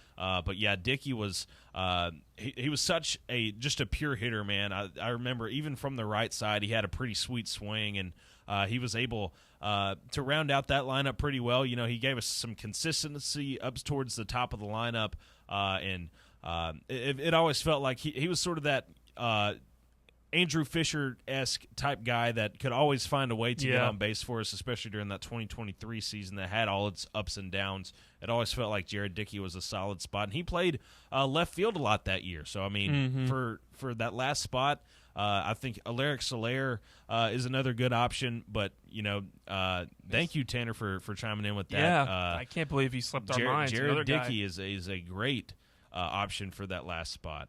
Yeah, there's something so tough about doing these lists, especially with the type of history Vitello has built here at this program. Yeah, is like there are some of these guys that were so good, but we've had so many good guys that they just slipped through the cracks. Like a guy like Reese Chapman, who I named earlier accidentally, isn't going to get on this list, and we haven't really been able to talk about just because this team has been incredible the past 5 to 6 years. But yeah, that's actually a pretty good shout. Jared Dickey played here from 2021 to 23. His junior year hit .327, 17 bombs, 61 RBIs, on base of over 400, OPS over 1,000, 20 doubles, a triple. Didn't strike out a lot, only struck out 29 times. Averaged a run per game. Yeah. I mean, the guy was primary left fielder too, so this pretty much, it does kind of fit into it. I think, did he transfer out that last year? No, he he went to the draft. That's right. Yeah, he went to the draft. Yeah. All SEC second team, College World Series in 23, third round pick in the MLB draft. Yeah, I feel like he's the guy. I don't really have an argument for any of the other guys over him. Yeah, I mean, I agree. Colby Bacchus, he was really good. Barely played, but maybe might be a guy to look for in the future if he blows up. He already hit the road, man. Yeah, that's true. He's gone. I don't know why I brought up his name. Justin Amons, a guy from 2018 to 19, doesn't quite even reach those heights that he had. So yeah, it's Jared Dickey. Yeah, I think that's a pretty solid pull right there. Yeah, appreciate you. Who was it that texted that? Was Tanner. Thank you, Tanner. Appreciate you. Everyone can call or text the show here today, as we are open lines for the last half hour of the show, and all we got left is the bullpens, Jace. That's the hard one. I mean, do we just want to make the decision between Burns and Joyce as the do we want just one closer? Do we want a setup and a closer? I think just one. Just one guy per. I think that's only right. Okay, so we'll just put a closer in there, and it's between Ben Joyce and Chase Burns. Yeah. I think just because he was there for the most part, it wasn't just a thing that was brought on just to give a change and see what could happen. I think I'd lean Ben Joyce, and at that point, whenever I think about it, I'm not sure if Chase Burns makes the second team as the reliever. Yeah. Just because of that notion that he, came in as a starter year one, his freshman year was electric. Came in year two as your Friday or as your, I think they moved him back to the Saturday guy just to change up the rotation. Just because Dolander went 10-0 his first year up here, and then got sort of demoted back to the bullpen, but became what he was. I think just because of that situation, that's not a guy that we saw every day coming out of the bullpen, such as a guy like Ben Joyce. We could see him in the midweek for an inning. We could see him over the weekend, a couple spots for a couple innings as well. That's your more pure reliever, closer type guy. I think Ben Joyce is pretty undeniable there. But that's when it starts getting hard, because there were several guys out of the bullpen in this Vitello era that were very, very good. Mm-hmm. A guy that comes to mind for me, Nate Snead was good in 24. It sort of took a backseat this year. I don't think he cracks it, at least for me. I think a guy like Kirby Cannell can definitely go up there just because he was there for so long, made so many appearances for us, and did his job pretty well. Another guy, Aaron Combs, was huge for us last year. I think he took a huge step last year and was able to, of course, win us that ball game at the end of it last year. And another guy, Seth Halverson, was really, really great in that 2021-22 year, those years, and is tearing it up in the majors right now. Camden Sewell, a forgotten legend, bucked it up for Florida and was really good in those games. So he was a lot of fun to watch there as well. There's quite a few options here. Yeah, you pulled a bear change your mind on me in this 3 hours. You started this talking about Chase Burns as the number one guy, and now we're not even sure if he's on one of these teams. I don't think he is. I've been thinking about it. I just feel like when I think of Chase Burns, he has the moment out of the bullpen in that postseason, his last year at Tennessee. That was awesome. One of the best baseball reactions I remember. When I think of him as a starter. I think of him as a failed starter for us that went to the bullpen and was awesome. Instead of some of these career bullpen guys, mainly career bullpen guys like Nate Snead and like Kirby Cannell. Yeah. So I feel like the argument is between Snead and Kirby, which is tough because I can kind of say this for a fact. I feel like Nate was better, but Kirby we loved more and kind of meant more. Yeah, I'm not even sure, because whenever you look at the full body of work, I feel like maybe Kirby was a lot more consistent, because it felt like even last year I felt like we got the real deal out of Snead, especially towards the back half of the year. Kirby was always that guy that we could call upon. For me, I think the longevity, whenever I think of a bullpen guy, I think of Kirby Cannell, just because of the stash and, he was always out there. I mean, he would make like 35 appearances over the last 2 years, and each year it was like we saw him so much more than everybody else, and he came in and did his job and did it well. I think that's another notch in his belt, and I'd put him a lot over Snead. I'd have a couple other guys above him as well. Yeah. I think Snead he had electric stuff. He was an all-SEC second teamer. He was a champion. Kirby, though, I mean, his body of work is really, really good. It's 14 in his career with 3.25 ERA, almost 150 innings pitched in his career here. 144 strikeouts, 44 walks, only 4 saves. Didn't really get the save position very much. A 1.22 WHIP, 8.7 Ks per 9. Nate Snead was a strikeout guy that could get blown up a little bit, but Kirby, we just love him so much. And I think for this argument, we need to bring in a little bit of help here. Roberto, you are on the drive. What's up, man? Help us out. Oh, hang on. I'm It's not working for me. Let's see. Just give There us he 1 is. second, There we Roberto. go. You there? There it is. Yeah, it's me. Yeah, what's up, guys? Hey, I want to make sure I get the parameters of your argument correct. Or we're just saying top dudes of all time, right?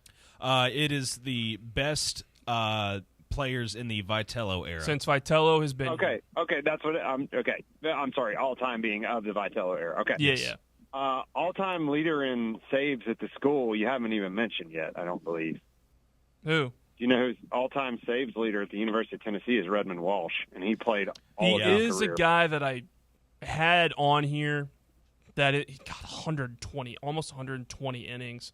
Yeah, we probably do need to put some respect. I mean, on his when name. you're the school's all-time leading X, yeah, and the guy that you took the lead from is a guy named Todd Helton. That's who's true. In the Major League Hall of Fame. You have to be under consideration. And I'm not bucking for my Blount County boy. Okay, he's from King Louisville. I get it, but also he's got to be in there. No, and I mean, you're right. I don't think he could break glass driving a car, but he struck a lot of dudes out, and he was hard to hit because of that weird slot angle of his arm. Yeah, just a weird lefty. He's what Kirby was or could have been if Kirby was slapped at the very end of games. I believe Kirby would have probably had that many, but he was more of a spot guy. You know, he was come in, get an out that you have to have. So I love Kirby. I like Snead. I think Snead's numbers are blown up a little bit. I think his ERA is kind of phony, especially because of this year. I've been on him pretty hard because of this year, frankly. Yeah. He would give up 3 runs that weren't his, but he still gave up 3 runs, whereas last year those 3 runs weren't counting, and that went against nobody's ERA. So I hate to say it this way. He raised the staff ERA this year. Nate Snead definitely did not pitch his best this year compared to what we had seen. It's weird if someone says somebody got to him or his spin rate was down or something. I don't know. I'm not smart enough to know all those factors, but I do know that he was a different guy this year. He wasn't an electric factory like last year. And Chase Burns, I love your argument there, but also he didn't really finish as a ball. Yeah. And that kind of always eats me up. Like if you're not going to finish as a ball, then I don't know if you can be on any all-time ball list, right?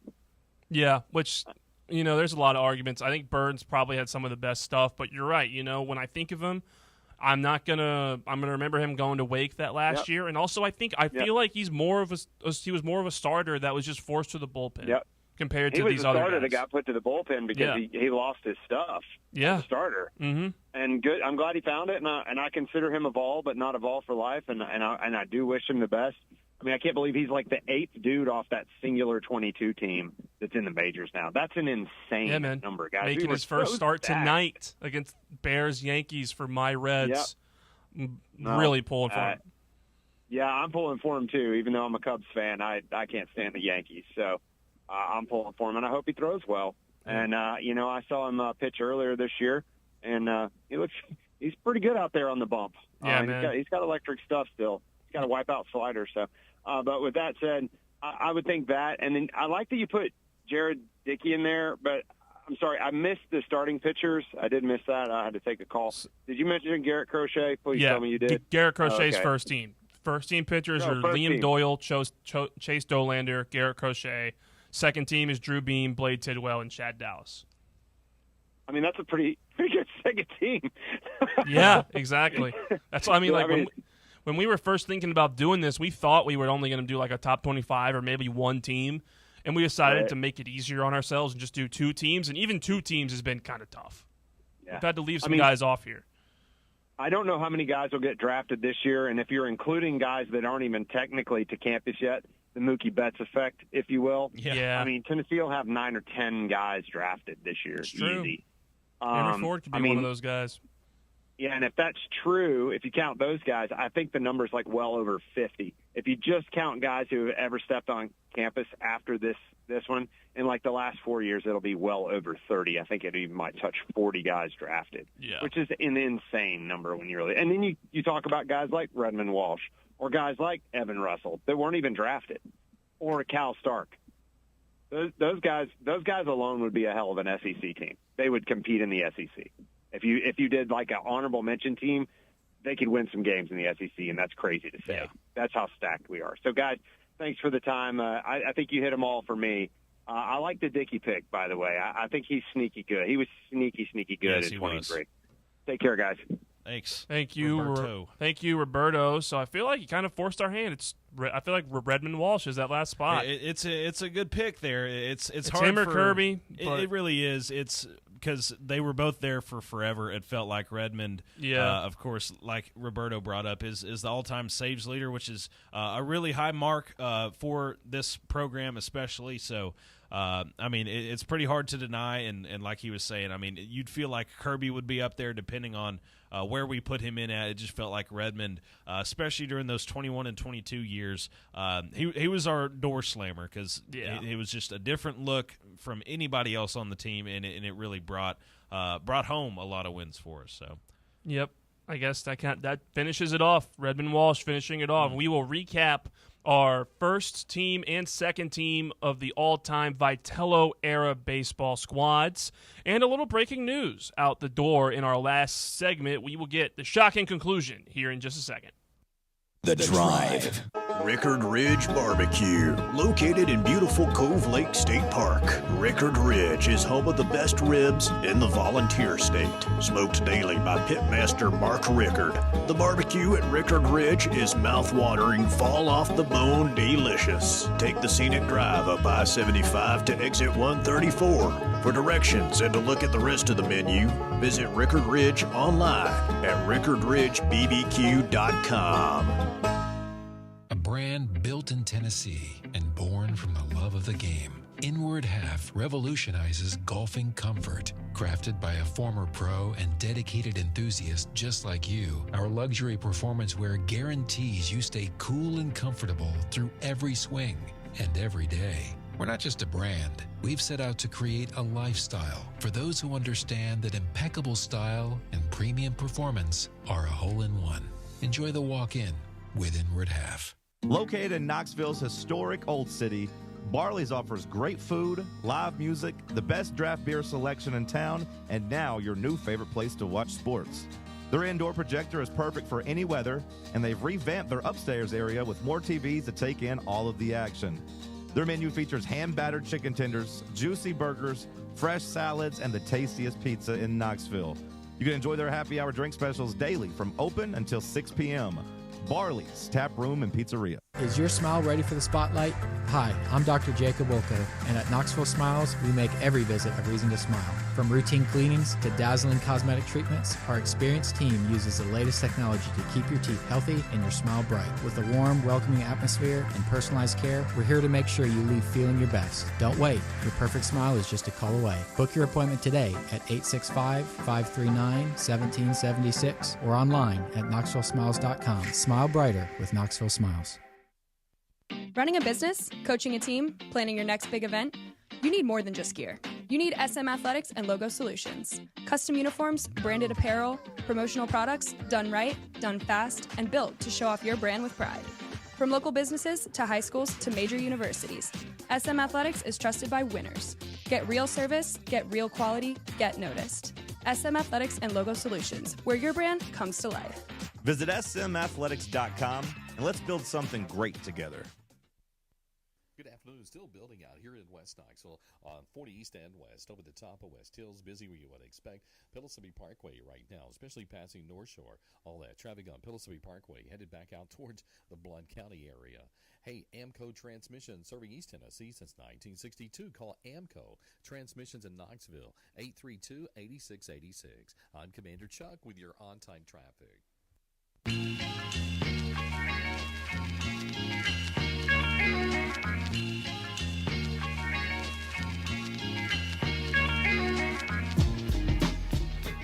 Back here on the drive, wrapping up a good day's work from me and Jace Brown out here, sitting here, and we have completed our all first team and all second team of players from the Tony Vitello era. Our first team is Liam Doyle, Chase Dolander, and Garrett Crochet.